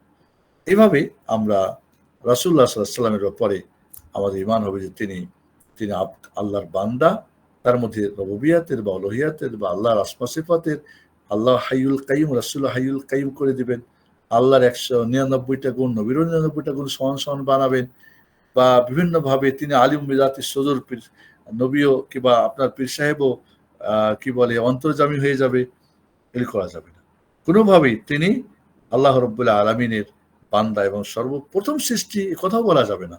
সর্বপ্রথম সৃষ্টিকে আদম আলাইহিস সালাম, আদমের আগেই আল্লাহকে রাসূলকে সৃষ্টি করছেন, কথা যাবে না। তিনি একজন মানুষ, এটা মানতে হবে। আর আশহাদু আন্না মুহাম্মাদান রাসূলুল্লাহ যখন বলছেন তিনি গায়েব জানেন না, এটা অপকটে আপনাকে বিশ্বাস করতে হবে। কারণ গায়েব জানা মানেই মুহাম্মদকে আল্লাহর আসনে বসায় দেওয়া হবে। রাসূলুল্লাহ সাল্লাল্লাহু আলাইহি সাল্লামের ব্যাপারে আপনাকে মনে রাখতে হবে যে তিনি মনে থেকে নিজে থেকে কিছু বলতেন না, যা কিছু করতেন তিনি আল্লাহ রাব্বুল আলামিন ওয়াহির মাধ্যমে, ওয়াহি মাতলু বা ওয়াহি গায়র মাতলুর মাধ্যমে তিনি বলতেন। নিজের পক্ষ থেকে কিছু বানিয়ে বলার তার কোনো উদ্দেশ্য ছিল না। রাসূল সাল্লাল্লাহু আলাইহি সাল্লামের ব্যাপারে আপনার কোনো অতিরঞ্জন বাড়াবাড়ি করা যাবে না। আশহাদু আন্না মুহাম্মাদান রাসূলুল্লাহ যখন বলেছেন আল্লাহর গুণ তা করেন।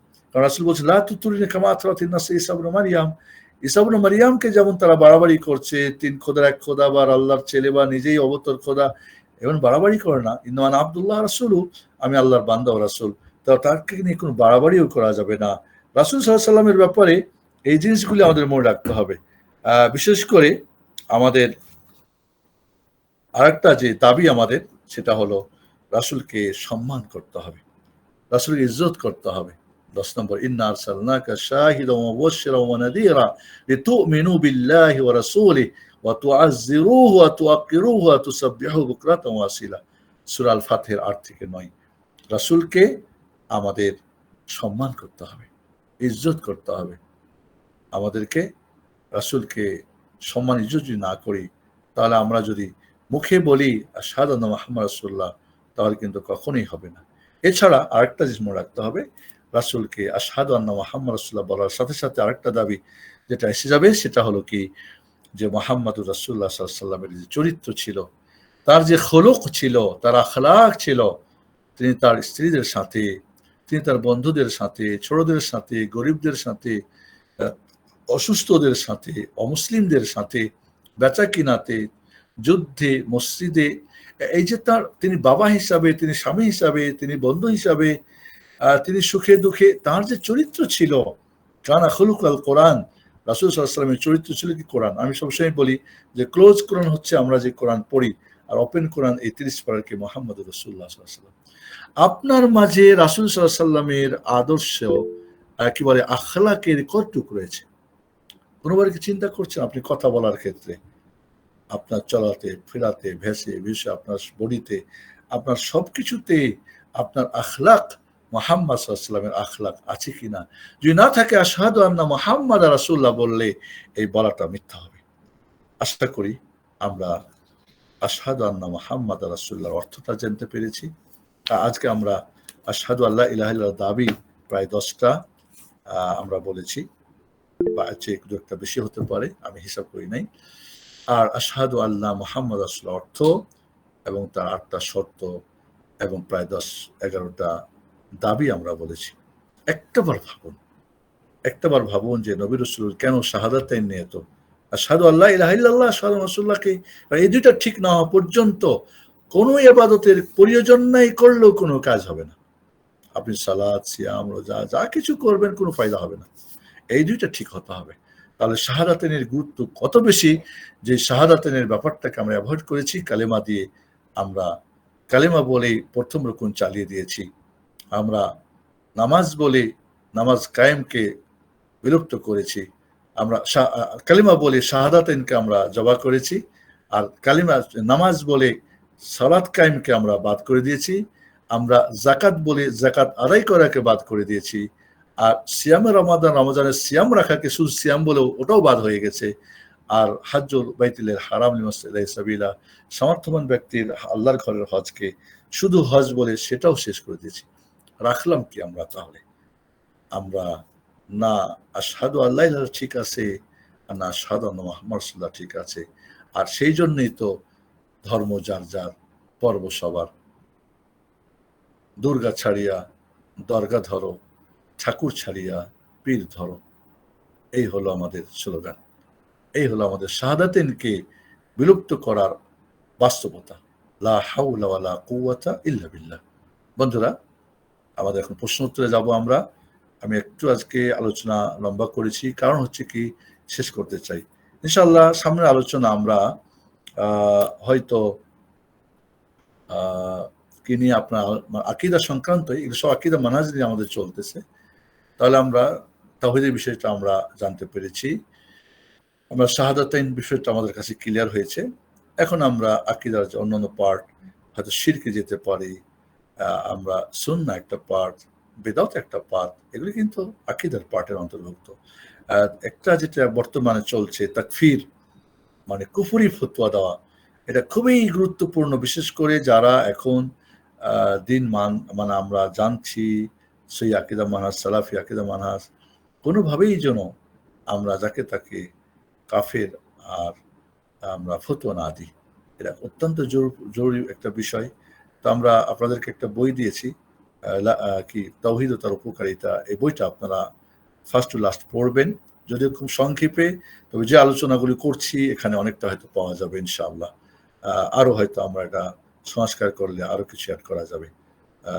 এই পর্যন্ত আজকে। এবার আমরা প্রশ্ন উত্তরে যাব। প্রশ্নগুলি শর্ট করে বলবেন, আমিও শর্ট করে উত্তর দেওয়ার চেষ্টা করব। আল্লাহ আমাদেরকে যেন তৌফিক দান করেন। আমিন। সাল্লাল্লাহু আলা সাইয়্যিদিনা মুহাম্মদ ওয়া আলা আলিহি ওয়া সাহবিহি আজমাইন। বারাকাল্লাহু ফিকুম। জি। ওয়াইয়াক শাইখ, জাযাকাল্লাহু খাইরান। শাইখ, তাহলে আমরা শাইখ প্রশ্ন উত্তর পর্ব শুরু করলাম শাইখ। জি। প্রথমে প্রশ্ন করবেন সাদাত ভাই। সাদাত ভাই, আপনি মাইক্রোফোনের অনুমতি দেওয়া আছে, আপনি কাইন্ডলি কোশ্চেন করুন। আসসালামু আলাইকুম ওয়া রাহমাতুল্লাহি ওয়া বারাকাতুহু। ওয়ালাইকুম আসসালাম ওয়া রাহমাতুল্লাহি ওয়া বারাকাতুহু। আহলান বিক, মারহাবা। আচ্ছা, সো আমার প্রশ্ন হচ্ছে যে অনেকে ওয়াজ করার সময় একটি কথা বলে, এটা ইংলিশে আমি দেখেছি, আমি বাংলাতে অনুবাদ করে দিচ্ছি। সেটা হচ্ছে যে আল্লাহ রাসূল সাল্লাল্লাহু আলাইহি ওয়াসাল্লাম যদি আজকে আপনাকে দেখতেন, আপনার হাল যদি দেখতেন, অবস্থা দেখতেন, তাহলে কি উনি আপনাকে নিয়ে গর্বিত হতেন নাকি লজ্জিত হতেন? সো এই ধরনের কথা বলাটা কি জায়েজ নাকি এর মধ্যে শিরক হওয়ার বা কুফর হওয়ার একটা পসিবিলিটি, চান্স আছে? এটা আমার প্রশ্ন। জাযাকাল্লাহ খাইর। প্রথমত রাসূলুল্লাহ সাল্লাল্লাহু আলাইহি ওয়াসাল্লাম আসলে কি দেখা সম্ভব? আপনি বলছেন যদি দেখতেন। না, সম্ভব না। তাহলে কেন বলছেন? কেন বলতেছেন তা? ২ নম্বরে হচ্ছে রাসূল তাকে দেখলে লজ্জিত হতেন না খুশি হতেন? তো এই ধরনের কথা এখন যে আমাদের বক্তারা বলছেন, এমন কথা তো সাহাবা ইকরাম রাদিয়াল্লাহু তাআলা আনহু বলার দরকার ছিল তাবিদের ক্ষেত্রে। তো তারা তো এই ধরনের কথা বলে নাই। তারা তো এই ধরনের কোনো প্রশ্ন করে নাই বা মানুষকে এই ধরনের হিট করার জন্য এই ধরনের শব্দ ব্যবহার করে নাই। তো আমরা সালাফে সালেহিনদের আকীদা আমাদের মানহাজ, আকীদা তো মানে একটা খাস জিনিস। কিন্তু মানহাজ কিন্তু আমাদের ব্যাপক শব্দ। আম, মানহাজটা আম। আমাদের সবকিছুর ক্ষেত্রে মানহাজ থাকতে হবে। তো মানহাজ যদি রাসূলের না হয় আলাইহিস সালাতু ওয়াস সালাম, আর যেটা সাহাবা ইকরাম ফলো করেছেন, তো আমরা কিছু অতিরিক্ত কথা বলি। একজন বলছে আমি রাসূল সাল্লাল্লাহু আলাইহি ওয়াসাল্লামের হাসি আপনাকে দেখাতে পারবো। একজন শুনলাম এক জায়গায় যে রাসূল কিভাবে হেসেছিল উনি নাকি দেখাতে পারবেন। তো আসলে কি তখন ভিডিও, রাসূল সাল্লাল্লাহু আলাইহি ওয়াসাল্লামের হাসির ভিডিও কি আমাদের কাছে আছে? হয়তো বর্ণনা থাকতে পারে, হুবহু রাসূলের হাসি কেউ হেসে দিবেন, এটা কি সম্ভব আদৌ? আসলে এই ধরনের কিছু অতিরঞ্জন কথা বলা, এটা আমি মনে করি এটা মোটেই ঠিক না। এবং এইগুলি কথা বা এই ধরনের অতিরঞ্জন কথা যারা বলে, এরা খুবই সেলিব্রিটি এবং এরা খুবই প্রিয়, এরা খুব হিট করে, কিন্তু এই কথাগুলি আসলে বলা মোটেই উচিত না, মোটেই ঠিক না। যে কথাটা আপনি বলবেন সেটা শরিয়া সম্মত হতে হবে, কোরআন সুন্নাতে আছে, সালাফরা ব্যবহার করেছেন, সেজন্য আপনি এই ধরনের কথা বলবেন কেন? না, এই ধরনের কথা বলার কোনো সুযোগ নেই। এগুলো যারা মনে করে যখন যেরকম তেমন হয়ে যাও, দিন হলো কি নবায়নযোগ্য কথাবার্তা যত মানে দিতে পারো, মানে কথার মধ্যে যত চমক লাগাতে পারো, না এই ধরনের চমক টমক, এটা চমক তো হলো সবচেয়ে বড় চমক আল্লাহর কথা, সবচেয়ে বড় চমক তো হলো রাসূল সাল্লাল্লাহু আলাইহি ওয়াসাল্লামের কথা, সালাফদের কথার মধ্যে। অতএব এই ধরনের যারা বেদাতি তারাই বলে থাকে। আর সত্যি করে সালাফি আলেম ওলামারা এই ধরনের কথা বলে বলে আমার জানা নেই। জি, জাযাকাল্লাহু খাইরান শেখ। ওয়াইয়াক। জি, এরপরে প্রশ্ন। এক বোনের প্রশ্ন। আসসালামু আলাইকুম শাইখ, আমার স্বামী ঝগড়া করে কয়েকবার তালাক বলেছেন। তারপর তিনি এক হুজুরকে জিজ্ঞাসা করেন। তখন হুজুর তাকে বলেন, আপনি আপনার বউকে অন্য কারোর সাথে বিয়ে দেন এবং সেখান থেকে তালাক নেওয়ার পর আপনি তাকে বিয়ে করেন, তখন সে হালাল হবে। এরপর আমার স্বামী অতি গোপনে একজনের সাথে বিয়ে দেয় এই শর্তে যে 3 দিন পর তালাক দিবে, কিন্তু আমার স্বামী তাকে বাধ্য করে 1 দিন পর তালাক দিতে। ওখান থেকে তালাক নেওয়ার 20 দিন পর উনি আবার আমাকে বিয়ে করেন। এখন আমার প্রশ্ন হলো, বর্তমান সম্পর্কটা কি হালাল আছে? জাযাকাল্লাহু খাইরান। আমি তো বলি যে আমাদের দেশের ওস্তাজি মুফতি সাহেবরা তালাকের 2টা মাসলা জানেন। একটা হলো 3 তালাক দিয়েছে, 3 তালাক হয়ে গেছে, এটা ইজমা হয়েছে ওনারা বলে থাকেন। আর এখন হালাল হওয়ার সুযোগ নেই, তাই হিল্লা বিয়ে দিতে হবে আর বউ হালাল হয়ে যাবে। 3 তালাক একসাথে দিলেই 3 তালাক হয় না, তালাক দিলেই তালাক হয় না। তালাকের উপযুক্ত ইদ্যতের মধ্যে তালাক দিতে হবে, সেই ইদ্যতে তালাক দিয়েছে কিনা। এখন যদি ফজরের নামাজ পড়ি তাহলে কি নামাজ হবে? হবে না। তাহলে আমি যদি কেউ তালাক দিচ্ছে কিন্তু তালাকের উপযুক্ত সময় না, এবং তালাকটাকে বিভিন্নভাবে সংকুচিত করা হয়েছে। যেমন 3 তালাক একসঙ্গে দিলে 3 তালাক হবে না, পিরিয়ডকালীন তালাক দিলে তালাক হবে না, পবিত্র হওয়ার পরে মিলামিশা করছে তালাক দিলে তালাক হবে না, তালাক দেওয়ার উপযুক্ত সময় যখন গর্ভবতী থাকবে, কারণ সাধারণত তখন স্ত্রীও দুর্বল থাকবে, স্বামীও দুর্বল থাকবে, ভালোবাসা থাকবে, যাতে তালাকটা না হয়। পিরিয়ডকালীন তালাকটা যেন না হয়, কারণ তখন ভারসাম্য শারীরিক মানসিক বা স্বামীরও একটা দূরত্ব থাকে, এইসব মিলে। এবং 3 তালাক একসাথে দিলে 3 তালাক হবে না, 1 তালাক হবে। তো এই যে পবিত্র অবস্থায় মিলামিশা করেছে, তালাক দিলে তালাক হবে না কারণ তার চাহিদা পূর্ণ হয়ে গেছে ইত্যাদি। তো তালাকটাকে সংকোচন করা হয়েছে, এবং তালাক মাররাতান, 2বার তালাক ফেরতযোগ্য। তো এই যে বিষয়গুলো আসলে আমাদের দেশের ওই 2টা মাসালা শুধু জানি।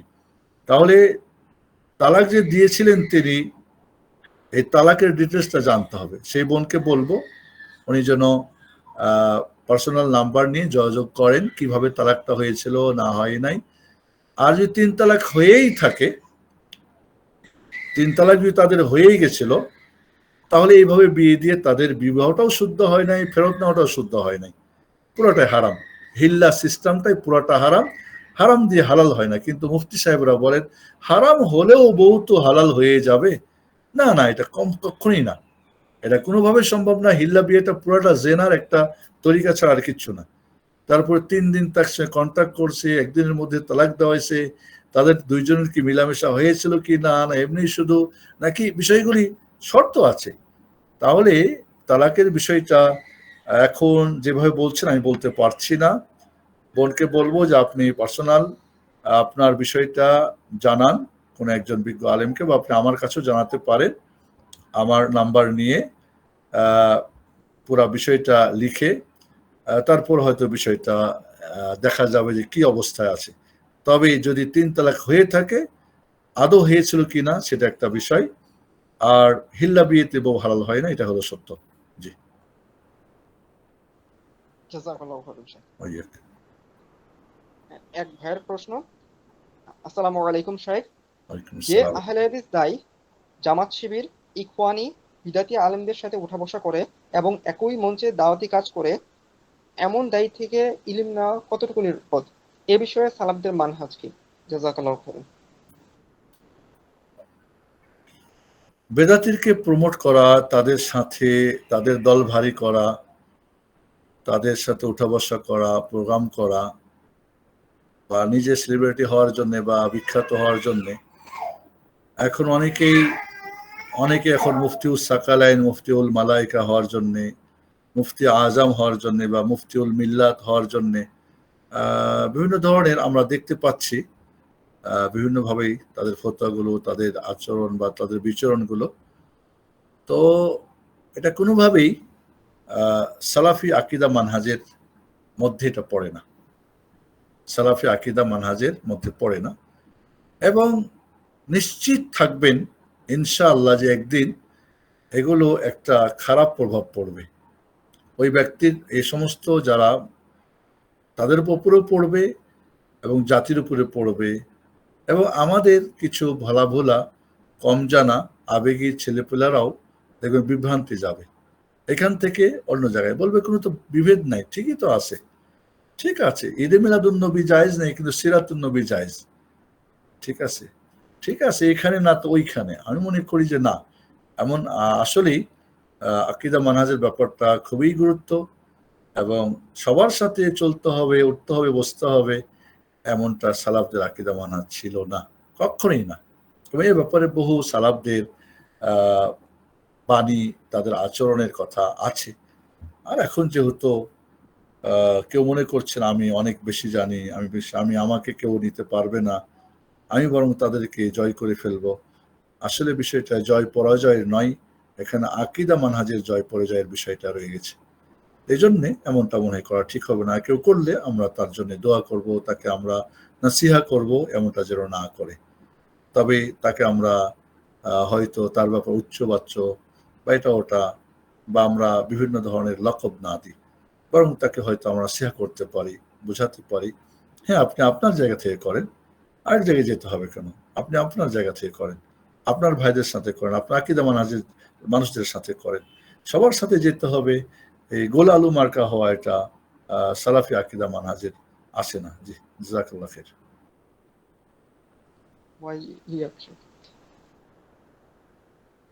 এক ভাইয়ের প্রশ্ন। আসসালামু আলাইকুম। প্রিয় শাইখ, সকাল সন্ধ্যার দোয়ার সময়সীমা কতক্ষণ থেকে কতক্ষণ পর্যন্ত? জাযাকাল্লাহু খাইর। সাবাহ মানে হচ্ছে সকাল, ফজর থেকে নিয়ে সূর্য ওঠা পর্যন্ত সাবাহ।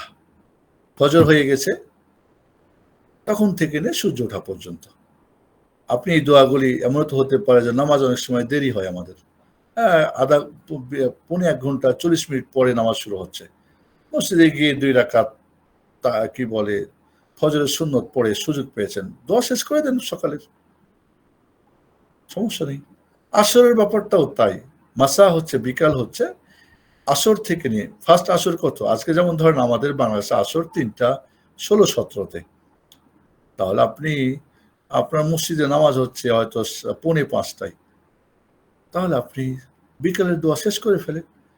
যারা জামাত, অনেকে মনে করে বুঝি আসরের নামাজ পড়ে আসরের নামাজের পর থেকে সূর্য ডোবা পর্যন্ত, ফজরের নামাজ থেকে নিয়ে সূর্য ওঠা পর্যন্ত না। তো সুন্দর একটা প্রশ্ন, কারণ অনেকে আমরা বুঝি না। তাহলে ফজর হওয়া থেকে নিয়ে ধরি আজকে ফজর হয়েছে 4টা 33-এ, তখন থেকে নিয়ে সূর্য ওঠা পর্যন্ত হলো সকাল, আর বিকাল হলো 3টা 16 থেকে 17 থেকে নিয়ে সূর্য ডোবা পর্যন্ত। জাযাকুমুল্লাহ খাইর ওয়া বারাকাল্লাহু ফিকুম। জি, এক ভাইয়ের প্রশ্ন। আসসালামু আলাইকুম। ওয়ালাইকুম আসসালাম। শাইখ, একটি হাদিস শুনেছি, যারা পাগল বা যাদের কাছে দিন পৌঁছায়নি সে অবস্থায় মারা গিয়েছে, তাদেরকে হাসরের ময়দানে আল্লাহ তাআলা পরীক্ষা করে বলবেন, জাহান্নামের দিকে ইশারা করে বলবেন ঝাঁপ দিতে। তারা 3 দলে ভাগ হয়ে যাবে। এক দল সেই দিকে দৌড় দিবে, আরেক দল দৌড় দিবে পেছনে বা তাকাবে, আরেক দল দৌড় দিবে না। আল্লাহ তাদের জিজ্ঞাসা করবেন কেন দৌড় দিলে? তারা বলবে এটা তো আপনার আদেশ। 2 দল জান্নাতে যাবে। যারা দৌড় দেয়নি, হুকুম না মানার কারণে জাহান্নামে যাবে। ভাইয়ের প্রশ্নটা তো অস্পষ্ট। আর বুঝছি প্রশ্নটা। প্রথম অংশটা আমার মনে পড়ছে সেই মুহূর্তে, তবে 3 ভাগ করা হবে এই জায়গাটা আমার কাছে এখন এই মুহূর্তে আমার কাছে অস্পষ্ট, বা কিভাবে আছে শব্দগুলো দেখতে হবে একটু। তবে আল্লাহ পরীক্ষা করবেন, এবং পরীক্ষা করেই এবং পাগলও যদি হয়, তারা অরিজিনালি পাগল হয়, তো তারা তো আদেশ মালুক, আর কারণ তাদের উপর তো কোনো ধর্মকর্ম নেই। কারণ 3 ব্যক্তির থেকে আল্লাহ কলম উঠিয়ে নিয়েছেন, যারা শিশু সাবালক হওয়া পর্যন্ত, পাগল মানে তার সুস্থ বিবেক আসা পর্যন্ত, এবং ঘুমন্ত ব্যক্তি ঘুম ভাঙা পর্যন্ত, তাদের কিছুই নেই। তাহলে পরীক্ষা করবেন আল্লাহ রাব্বুল আলামিন। তো ওই কিয়ামতের ময়দানে কি পাগল ভালো হয়ে যাবে? তখন বুঝবে যে সামনে গেলে জাহান্নামে পড়ে যাব? এটা না। যেহেতু বিষয়টা আমাকে দেখতে, আমার মনে হয় তফসিলটা এভাবে আছে কি না আমার মনে পড়ছে না। তো পরীক্ষা করবেন আল্লাহ রাব্বুল আলামিন, এটা ঠিক। পরীক্ষাটা কিভাবে 3টা ভাগ হবে, 2 ভাগ জান্নাত যাবে, 1 ভাগ জাহান্নামে, এই বিষয়টা আমার এই মুহূর্তে মনে পড়ছে না হাদিসটার অংশটা। দেখবো ইনশাআল্লাহ, পরবর্তীতে বলার চেষ্টা করবো ইনশাআল্লাহ। রাব্বুল আলামিন যেন তৌফিক দান করেন। জি, বারাকাল্লাহু ফিক।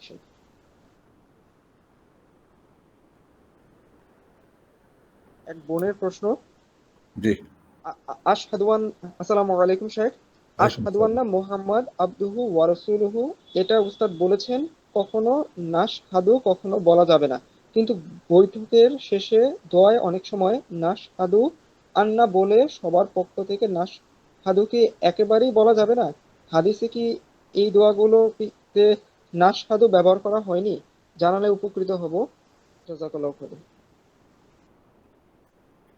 সাক্ষ্য নিজের ছাড়া অন্যের পক্ষ থেকে দেওয়া যাবে না, কারণ সাক্ষ্যের ব্যাপারটা দেওয়ার সঙ্গে যে জরুরি চারটা জিনিস আপনার প্রতি আসবে, আপনি অন্যেরটা কিভাবে নেবেন? আপনি বললেন ধরুন ঠিক আছে নাশহাদু আন্না মুহাম্মাদ ওয়া নাশহাদু আল্লা ইলাহা ইল্লাল্লাহ, আপনি সবার পক্ষ থেকে ইমাম সাহেব বলে দিলেন, তো এই চারটা জিনিস কি আপনি অন্যের গুলো নিজের উপর নিয়ে নেবেন? ওরা মানবে না এই চারটা, তারপরে কি আপনি তাদের কাছে দায়ী থাকবেন আল্লাহর কাছে? কোনোভাবে সম্ভব না। আমি জানি না, কোথাও তো বহুবচন দিয়ে নাই, ফার্স্ট পারসন সিঙ্গুলার দিয়ে আছে, ফার্স্ট পারসন প্লুরাল কোথাও আছে, ইয়াশহাদু হাত থাকতে পারে, কিন্তু যখন নিজের থেকে আমি দিব ইয়াশহাদু, যে রাসূল বলছেন মান শাহিদা বিল্লাহ মান শাহিদা বা মান ইয়াশহাদু, ঠিক আছে, কিন্তু আমি যখন ব্যক্তির পক্ষ থেকে বলবো তখন আশহাদুই হবে, বহুবচন হবে না। আমাদের খুতবাতুল হাজাতে আশহাদুই আছে, অনেক ইমাম সাহেবরাই নাশহাদু বলে না। দেখেন অন্যগুলি ইন্নাল হামদালিল্লাহি নাহমাদু বহুবচন, ওয়া নাস্তাঈন ওয়া নাস্তাগফির ওয়া নুমিনু বিহি ওয়া নাতাওয়াক্কালু আলাইহি, সবগুলা না বহুবচন, কিন্তু শাহাদা যে আশহাদু আল্লা ইলাহা ইল্লাল্লাহ ওয়া আশহাদু আন্না মুহাম্মাদার রাসূলুল্লাহ, ওখানে কিন্তু নাশহাদু নাই। এই জন্যে নাই, কোন দোয়াতে আছে বলে আমি জানি না, হতে পারে কেউ বানায় রাখতে পারে, যার জানা নেই, যেমন খুতবাতে পড়ে দোয়াতে পড়ে হতে পারে, তবে আমার জানা নেই যে শাহাদা অন্যের পক্ষ থেকে বহুবচন করে বলা যাবে না। আমরা বলি না আবুদু বলতেছি, নাস্তাইন বলতেছি, ইয়াকা না আবুদু ইয়াকা নাস্তাইন বলতেছি, নাহমাদুল্লাহ নাস্তাইন বলতেছি সব, বাট যখন আমি শাহাদা তখন একজনের, অন্যের পক্ষ থেকে সাক্ষ্য দেওয়ার অধিকার নেই। আর দিলেই তো আপনি কি অন্যের দাবিকে আপনি নিজের উপর নিয়ে নেবেন? তাহলে দায় দায়িত্ব আপনি অন্য দায় দায়িত্ব নিতে পারবেন না। জি, বারাকাল্লাহু ফিক শেখ। ভাইয়া। এক ভাইয়ের প্রশ্ন। আসসালামু আলাইকুম শেখ। সালাম। কিছু লোক নির্দিষ্ট কিছু ব্যক্তিকে ত্রুটি মুক্ত মনে করে এবং তাদের ব্যাপারে গোঁড়ামি করে, তাদের ব্যাপারে আপনার নসিহত কি হবে? জাযাকাল্লাহু খাইরান। আরো একবার প্লিজ। কিছু লোক নির্দিষ্ট কিছু ব্যক্তিকে ত্রুটি মুক্ত মনে করে এবং তাদের ব্যাপারে গোঁড়ামি করে, তাদের ব্যাপারে আপনার নসিহত কি হবে? জাযাকাল্লাহু খাইরান। রাসূলুল্লাহ সাল্লাল্লাহু আলাইহি ওয়াসাল্লামের পরে কেউ ভুলের ঊর্ধ্বে না। নির্ভুল মনে করা বা তার প্রতিটি কথাকে দলিল ভিত্তিক যদি হয় তো ভালো, এবং দলিলটা সালাফে সালেহিনদের বুঝে যদি হয়, দলিল দিয়েছে কিন্তু নিজের বুঝ, দলিল দেয় নাই তার হয়তো ব্যক্তিগত বুঝ, বা অথবা তার বুঝটা সালাফদের বুঝের বিপরীত, কাজে কোনো ব্যক্তিকে মানে সেটা ব্যক্তি অন্ধ অনুসরণ করা যাবে না।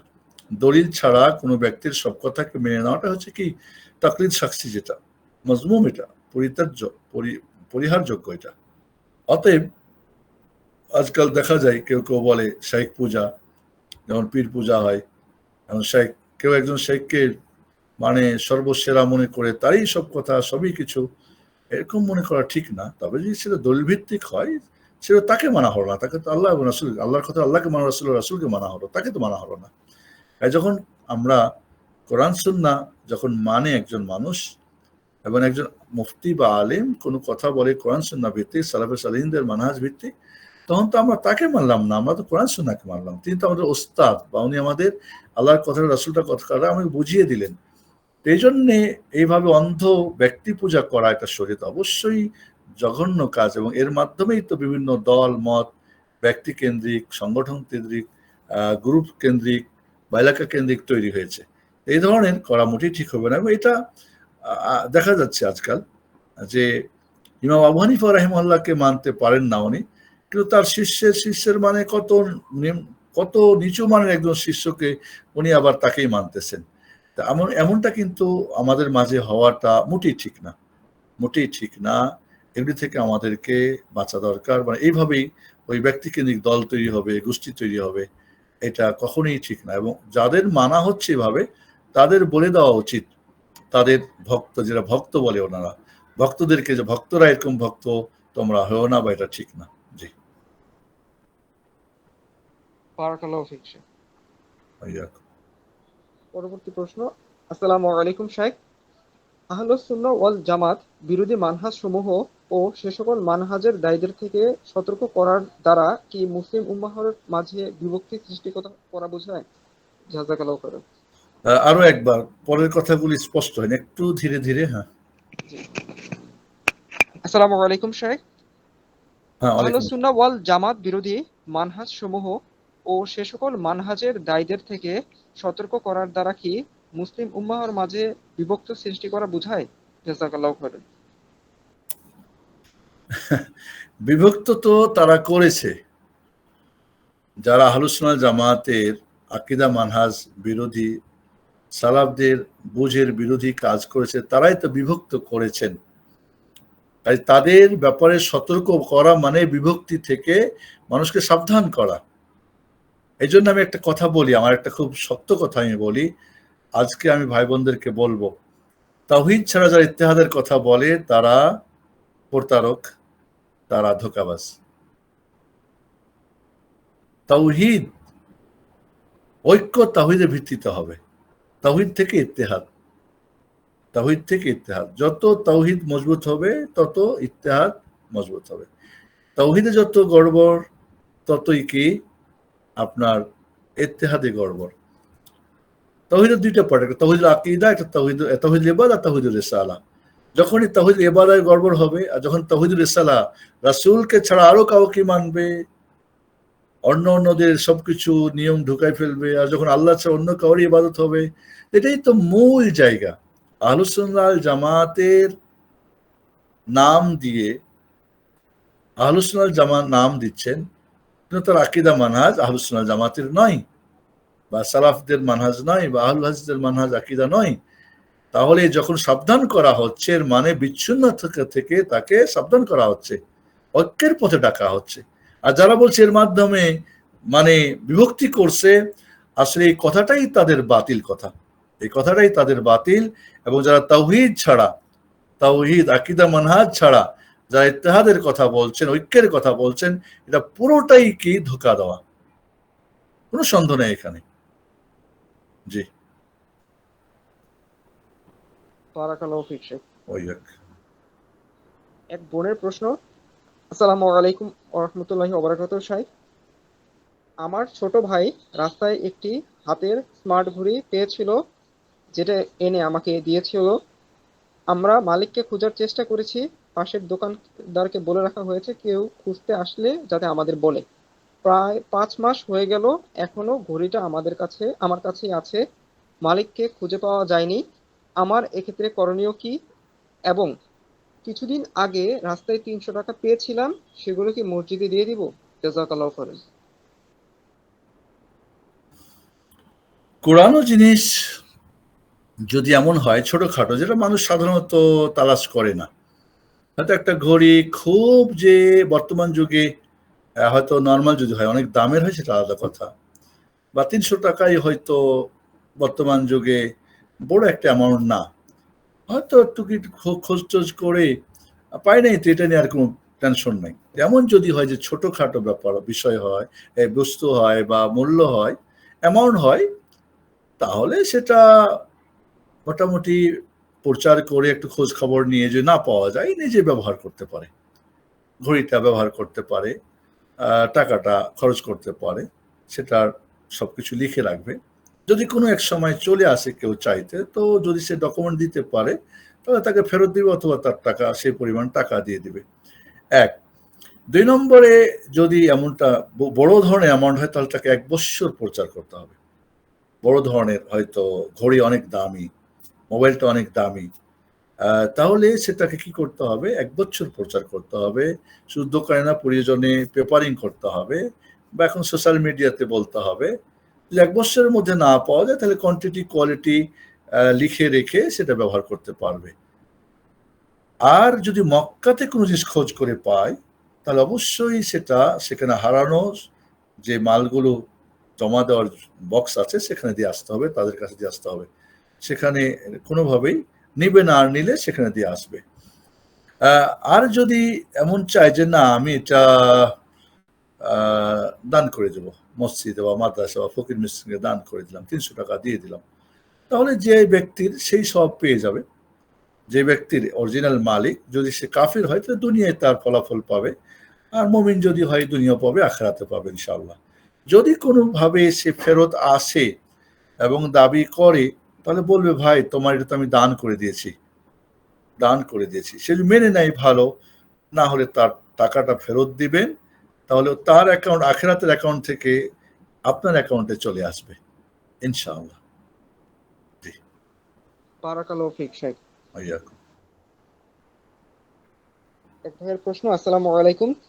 কোনো ব্যক্তি বিদআত ও শিরকের মতো কাজ করছে, তাই তাকে দাওয়াত দেওয়ার জন্য কতটুকু ঘনিষ্ঠ হওয়া যাবে? যেমন তার খোঁজ খবর নেওয়া, সালাম দেওয়া, দাওয়াত দেওয়া ইত্যাদি করা কি জায়েজ? জাযাকাল্লাহু খাইরান। প্রত্যেক শিরিককারী মুশরিক হয় না, প্রত্যেক বেদাতকারী বেদাতি হয় না। প্রথমে দেখতে হবে লোকটা কোন পর্যায়ের, ও বেদাত শিরিক করছে এবং নিজে বেদাত তৈরি করেছে, শিরিক তৈরি করেছে, অন্যদেরকে আহ্বান করছে, এক।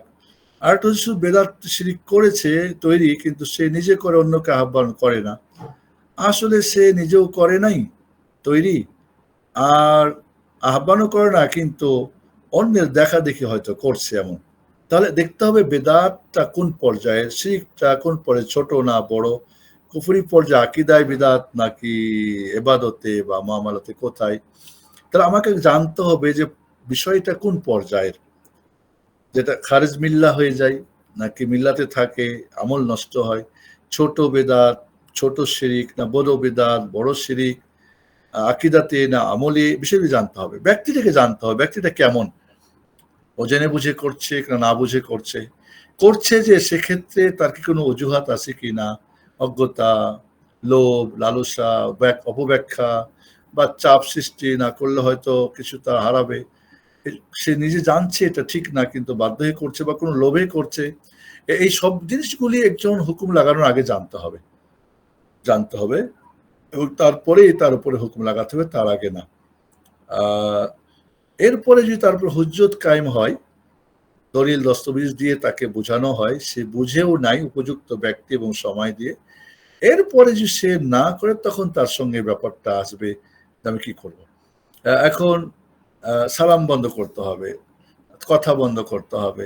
ইবনে তাইমিয়া রাহিমাহুল্লাহ বলছেন যে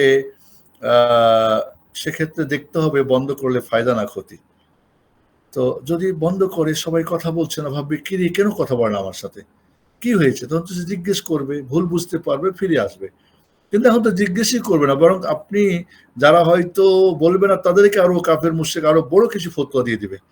তা বিষয়টা দেখতে হবে যে ফায়দা না হয় বন্ধ করা, তার সঙ্গে সম্পর্ক, কথাবার্তা, সালাম কালাম, তাহলে হয়তো আরো ক্ষতি হবে, বরং আরো ওই ধরনের যে আন্ডারগ্রাউন্ড দলগুলি আছে, বেদাতি দলগুলি আছে, হয়তো কি বলে বমফাটানি দল আছে, বা যেগুলো দেশে বিশৃঙ্খলা সৃষ্টি করে, বা যারা কি বলে আপনার কি বলে জঙ্গি দল আছে, বা যারা কি বলে ওটাকে দেশে ফাসাদ করে, ইরহাব বিদ্রোহ করে, বিভিন্ন আছে না, তাদের সাথে যদি মিশে গিয়ে আরো বড় বিপদ হবে।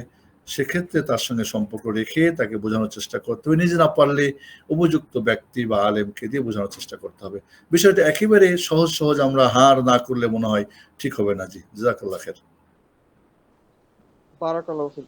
ভাইয়া, আসসালামু আলাইকুম শাইখ। বিভিন্ন দলীয় বই পুস্তক অথবা এদেশে বহিরাগত জামাতসমূহের ভুল ত্রুটি বর্ণনা করার দ্বারা কি দায়ীদের দাওয়াতি কাজে প্রতিবন্ধকতা সৃষ্টি করা বোঝায়? জাযাকাল্লাহু খাইরান।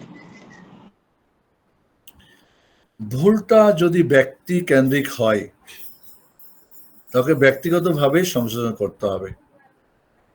হয়তো একজন দায়ী বা একজন কেউ দাওয়াতের কাজ করেছে, কিন্তু তার এই ভুল করেছে, ভুলটা তার মাঝেই আছে, এখানে জনগণ বা সোশ্যাল মিডিয়াতে বা তার বহু মানুষের কাছে চলে যায় নাই, তাহলে তাকে ব্যক্তিগত পর্যায়ে তাকে সংশোধনের কথা বলতে হবে। এবং যদি ব্যক্তিগতভাবে সে সংশোধিত না হয় এবং এর মাধ্যমে জনগণ বিভ্রান্ত হতে পারে, তাহলে তার ব্যাপারে সোচ্চার হয়ে আপনাকে সোশ্যাল মিডিয়াতে বা প্রচার মাধ্যমে বলতে হবে, তার ব্যাপারে সাবধান করতে হবে। এটা আমানত। আর যদি তার এই ভুলটা জনগণ পর্যায়ে চলে যায়, সোশ্যাল মিডিয়ায় চলে গেছে, তাহলে তো অবশ্যই এক দুইজন না, এবং যে যত বড় গলাবাজ, যে যত বড়, তার কথাই তো বেশি দুনিয়ায় ছড়িয়ে যাচ্ছে, তার ভক্তরা ছড়াই দিচ্ছে, লক্ষ কোটি মানুষের মাঝে তার ভ্রান্তি ছড়িয়ে গেছে। এখন বলবেন তাকে নসিহা করলে হবে? না, তাকে নসিহা না। এখন যেহেতু সে জাতিকে ধ্বংস করেছে, জাতির উদ্দেশ্যে বলতে হবে, এবং অবশ্যই বলতে হবে, অবশ্যই বলতে হবে। তবে বলার ক্ষেত্রে দেখতে হবে এই বলার মধ্যে ফায়দা বেশি না ক্ষতি বেশি, ফাসাদ বেশি নাকি কি বেশি, সেটা চিন্তা ভাবনা করেই বলতে হবে। তবে এইভাবেই অনেকে বলে যে কেন তাহলে তাকে বলে নাই, তো উনি কি তার মাঝে রেখেছেন ভুলটা? উনি জনগণকে ভুল বুঝিয়েছেন কেন? আমি জনগণকে তো আমাকে বুঝাতে হবে। কাজেই কিছু দেখি আমরা কিছু পোলাপাইন বা কিছু আবেগী ছেলে পেলে বা বিভিন্ন দল মতের পোলাপান বিভিন্ন ধরনের কথাবার্তা বলে থাকে, যেটা তাদের আবেগ দিয়ে বা নির্বুদ্ধিতার পরিচয় এবং আকীদা মানহাজ না বোঝার কারণে। কোন পর্যায়ের কোনটা? এখন ধরেন 6 জায়গাতে গীবত করা যায় 6টা অবস্থাতে। এখন আমাদের 6-এর পাশে একটা শূন্য লাগালে কত হয়? 60। আর একটা লাগা দেন 600, আর একটা লাগান তার 6000। একটা জিরোই তো লাগিয়েছে, আর তো বেশি কিছু করি নাই, একটা জিরো বাড়াইছি না। এবং এগুলোকে দেখা যাচ্ছে যে 1-এর মধ্যে 100 করে 600 যোগ হয়ে যাচ্ছে। তারা এইভাবে ওইভাবে ডানে বামে জায়েজ করে নিচ্ছে না। সেটা অবশ্যই লিমিটেড এবং তার অবস্থার উপর নির্ভর করবে। কাজে আমরা বলবো যে দাওয়াতের ক্ষেত্রে কোনো দায়ী আল্লাহ যদি, হ্যাঁ, একটা হলো কি যে অনিচ্ছাকৃত ভুল হয়ে যাওয়া, একটা হলো কি ইচ্ছাকৃত ভুল হয়ে যাওয়া। তার আকীদা মানহাজেই সমস্যা। তার আকীদা মানহাজ ঠিক আছে, কিন্তু হয়তো বলতে গিয়ে ভুল করছে বা আবেগে বা কোনো কারণে ভুল করে ফেলছে। দুই জিনিস। তার মানহাজই এটা, তার আকীদাই এটা, তার নিয়মেই এটা। মানে বেশি ইয়ে করা, মানে সেলিব্রিটি হওয়া, প্রসিদ্ধ হওয়া, দিগবাজি দেওয়া, কিছু চমক লাগা কথাবার্তা বলা, এইটা না। আরেকটা যে না, তিনি আসলেই কিন্তু ভুল হয়ে গেছে, তো সাথে সাথে তাকে ভুল স্বীকার করতে হবে। উনি ভুল হয়ে গেছেন, ভুল বুঝতে পারেন, তাহলে কেমন ভুল করেছেন? ভুল হয়েছে তারপর উনি ভুলই বুঝতে পারেন, তাহলে কি আলেম? উনি কি তাহলে মুফতি? এর মানে তার ওই আকীদা মানাজের না, সে ভিন্ন, সে বাতিলের মধ্যে আছে। ভুল হয়েছে, ভুল বুঝতে পারছে, বা তাকে ভুল ধরে দিলে সে ভুল বোঝার চেষ্টা করছে। তাহলে বিষয়টা আমরা দাওয়াতের কাজ করছি, ওনার যদি ভুল বলি তাহলে দাওয়াতের ময়দান ধ্বংস হবে, দাওয়াত উনি এই করছেন ওই করছেন, এই ধরনের আপনার কি বলে আবেগ এবং এই ধরনের মানে মায়া কান্না, নো, এটা না, এটা সালাফদের মানহাজ না। তাহলে আমাদেরকে বিষয়টাকে আমরা প্রতিটি ব্যক্তির এবং প্রতিটি অবস্থার একটা আমরা না, ব্যক্তি এবং অবস্থা ভেদে বিষয়টা আসবে। সেখানে সত্যিকারে যারা আলেম ওলামা তারা এই জিনিসটাকে পক্ষে বিপক্ষে কথা বলবেন। সবাই যে জায়গা থেকে যা কথা বলবেন, সবাই যার পক্ষে তার নিবে, আর বিপক্ষে তার বিরুদ্ধে। আমাদের এখন হয়ে গেছে, আমাদের এখন হলো বাংলাদেশিদের একটা নিয়ম হলো, রাজনৈতিক ময়দানে এবং ধর্মীয় ময়দানে আপনি ভালো, কারণ আপনার প্রতিপক্ষ খারাপ। আপনি ভালো, তার কোনো দলিল প্রয়োজন নাই, কোনো ভালো কিছু প্রয়োজন নাই, আর ও যে খারাপ তারও কিছু প্রয়োজন নাই। যার যত বেশি গলাবাজি, যার যত দল বড়, যার যত পাওয়ার চলে সেই। আমি ভালো কারণ আপনি খারাপ, আপনি ভালো কি আপনার প্রমাণ? ও যে খারাপ, তো ও যে খারাপ তার প্রমাণ কি? তাও খারাপ, ব্যাস। একটা বাজে অবস্থা আমাদের ধর্মীয় ময়দানে। আমি সবসময় বলি যে রাজনৈতিক ময়দানের চেয়ে ধর্মীয় ময়দান বেশি বিপর্যস্ত, বেশি ক্ষতিগ্রস্ত, বেশি সমস্যা জড়িত। আল্লাহ রাব্বুল আলামিন আমাদেরকে দিন ও দুনিয়ার অমঙ্গল, অনিষ্ট, সারারাত যারা সব থেকে আল্লাহ আমাদের হেফাজত করুন, আমাদের দিন ও দুনিয়ার কল্যাণ ও মঙ্গল দান করুন। আমি সবসময় বলি সঠিকটা জানি, নিজে মানি, অন্যকে জানাই মানাই, এই তিনের মাঝে থাকবেন যার যতটুক সামর্থ্য রয়েছে। আজকে আমরা এই ধরনের আকীদা মানহাজের আলোচনায় আমাদের লোকজন কম হয়। আমি গত ক্লাসে বলেছি কেন কম হয়। আকীদা মানহাজে মিষ্টি পাওয়া যায় না, আনন্দ পাওয়া যায় না, সুরসুরি পাওয়া যায় না, অনেক কিছু ব্যাপার আছে। তো এজন্যে আমাদের এই আলোচনাগুলিকে আমি মনে করি এটা বেসিক আলোচনা, প্রতিটি মানুষের জানা দরকার। আমি শেষ বলবো শাহাদাতাইনকে আজকে যারা আমার সাথে আছেন এই মুহূর্তে, যারা শুনবেন, শেষমুখী বলবো যে শাহাদাতাইনকে আলোচনাটা আপনি আবার শুনেন, বুঝেন, আর যদি সংক্ষিপ্ত এবং আপনার জীবনে আপনি সেট করেন প্রথম। ঠিক আছে? কতটুক আছে? কত নাম্বার আপনার? আপনার পরিবার সেট করেন। আপনি যে ছোট্ট সমাজে বা যেটুকের মধ্যে আছেন ওইটুকের মধ্যে আছে কিনা, আপনার অফিসে আছে কিনা, আপনার গার্মেন্টসে কিনা, আপনার যে আউটটার মধ্যে কতটুক আছে। আমরা শুধু চিল্লাইলে তো হবে না, আমরা খালি হই হাল্লা করলে তো হবে না, বাস্তবতায় কতটুক আমি আছি। আল্লাহ একটা মানুষের শাহাদাতাইন যদি ঠিক হয়ে যায়, ওই ব্যক্তিকে আর কিছু বলতে হবে না, ও নিজেই সবকিছু বুঝে নিবে, সে নিজেই আর ঠিকই ঘুমাতে পারবে না, তখন সে নিজেই ব্যস্ত হয়ে যাবে, ব্যতিব্যস্ত হবে, সে তখন নিজেই আগাবে, সে তখন নিজেই হক তালাশ করবে, হক বুঝবে, আমল করবে, অন্যকে জানানোর বোঝানোর জন্য ব্যতিব্যস্ত হবে, তার জান মাল দেওয়ার চেষ্টা করবে, তার মেধা তার শিক্ষা দীক্ষা দেওয়ার চেষ্টা করবে। আজ আমরা চুপ করে বসে আছি, কারণ এইখানে শাহাদাতের কথা বলে নাকি দল হয়ে যায়, বিভেদ হয়ে যায়, ঐক্য নষ্ট হয়ে যায়, এ সমস্ত মানে কথাগুলো আমাদেরকে আরো পশ্চাৎগামী করে। এবং সত্যিই কি যারা এই কথাগুলি বলে তারা সত্যি কি আসলে দিন বুঝেছে, সত্যি কি তারা মানুষকে আসলে দিনের পথে ডাকছে? হ্যাঁ, কিভাবে সম্ভব? আপনার বিল্ডিং বানাবেন, আপনার কি বলে ফাউন্ডেশন বানানোর জন্য আপনার কি নাই, উপযুক্ত ভালো ইঞ্জিনিয়ার নেই। ডেকোরেশন বানাবেন, আপনার ভালো মিস্ত্রিও নাই। আপনি বলছেন এই ভবনে আপনি বসবাস করবেন। এই ইসলামের ভবনটাকে তার আকীদা মানহাজ ঠিক হলে তারপর ইসলামের বাকিগুলো আসবে। নড়বড় একটা আপনি ঘরের মধ্যে বসে আছেন, যে কোনো মুহূর্তে যে কোনো দিকে পড়েও যাচ্ছি আমরা। আমাদের আকীদা ঠিক নাই, মানহাজ ঠিক নাই, যে কোনো ঝড় তুফানে যে কোনো অবস্থাতে আমরা ডানে বামে চলছি, উত্থান পতন করছি আর ভাবছি আমি ঠিক আছি, আমরা ঠিক আছি। এমন মানুষ দিয়ে তো দিন আসলে হয় না। আল্লাহ সুবহানাহু ওয়া তাআলা আমাদেরকে সঠিক দিনকে আমাদের সালাফে সালিহিনদের আকীদা মানহাজে বোঝার তৌফিক দান করুন, এবং সেটা আমাদের জীবনে বাস্তবায়ন করার তৌফিক দান করুন, এবং সেটাকে 10 জনের কাছে তার দাওয়াত ও তাবলীগ করার আমল করানোর সেই তৌফিক দান। আমিন। সাল্লাল্লাহু আলাইহি ওয়া মুহাম্মদ ওয়া আলা আলিহি ওয়া সাহবিহি আজমাইন। সুবহানাকাল্লাহুম্মা ওয়া বিহামদিকা আশহাদু আল্লা ইলাহা ইল্লা আনতা আস্তাগফিরুকা ওয়া আতুবু ইলাইক। আসসালামু আলাইকুম ওয়া রাহমাতুল্লাহি ওয়া বারাকাতুহু। ওয়ালাইকুম আসসালাম ওয়া রাহমাতুল্লাহি ওয়া বারাকাতুহু। জাযাকাল্লাহু খায়রান শাইখ, আপনি আমাদের এত গুরুত্বপূর্ণ সময় দিয়েছেন এবং আশা করি মহান আল্লাহ তাআলা আমাদের উত্তম প্রতিদান দিবেন। জাযাকাল্লাহু খায়রান। ওয়া ইয়াকুম ওয়া বারাকাল্লাহু ফীকুম ওয়া শাকারাল্লাহু লাকুম।